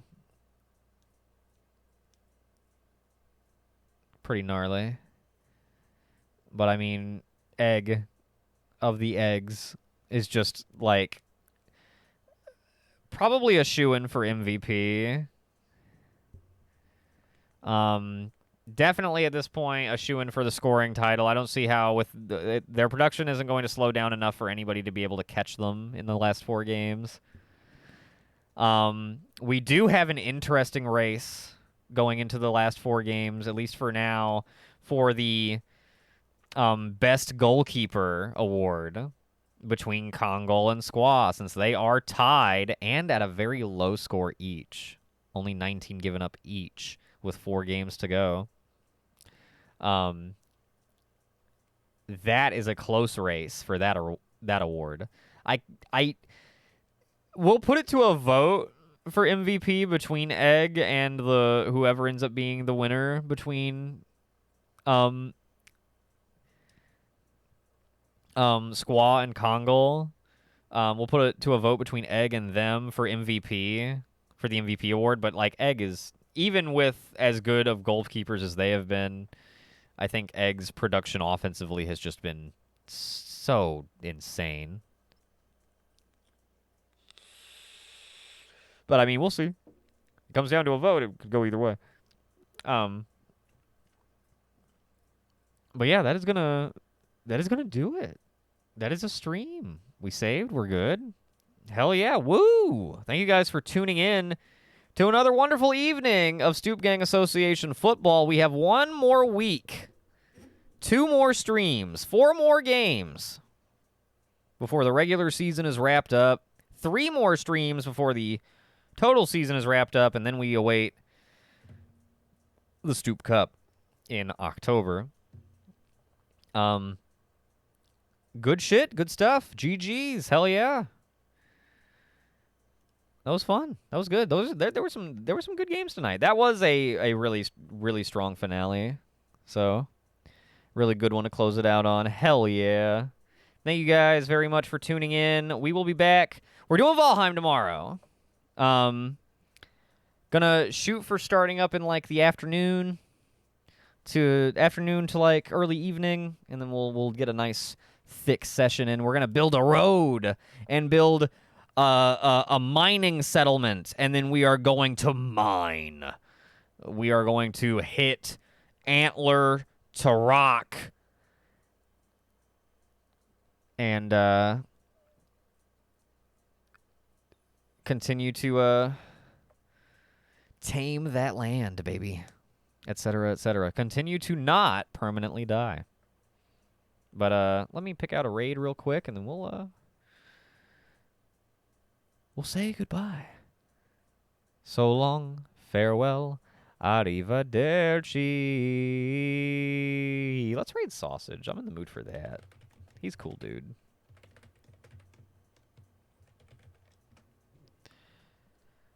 All right, thank you all once again for tuning in to the Stoop Gang Association football stream. It was great. It was wonderful. It was rad. And you made it even better. Until next time, see you, Stoop Gang.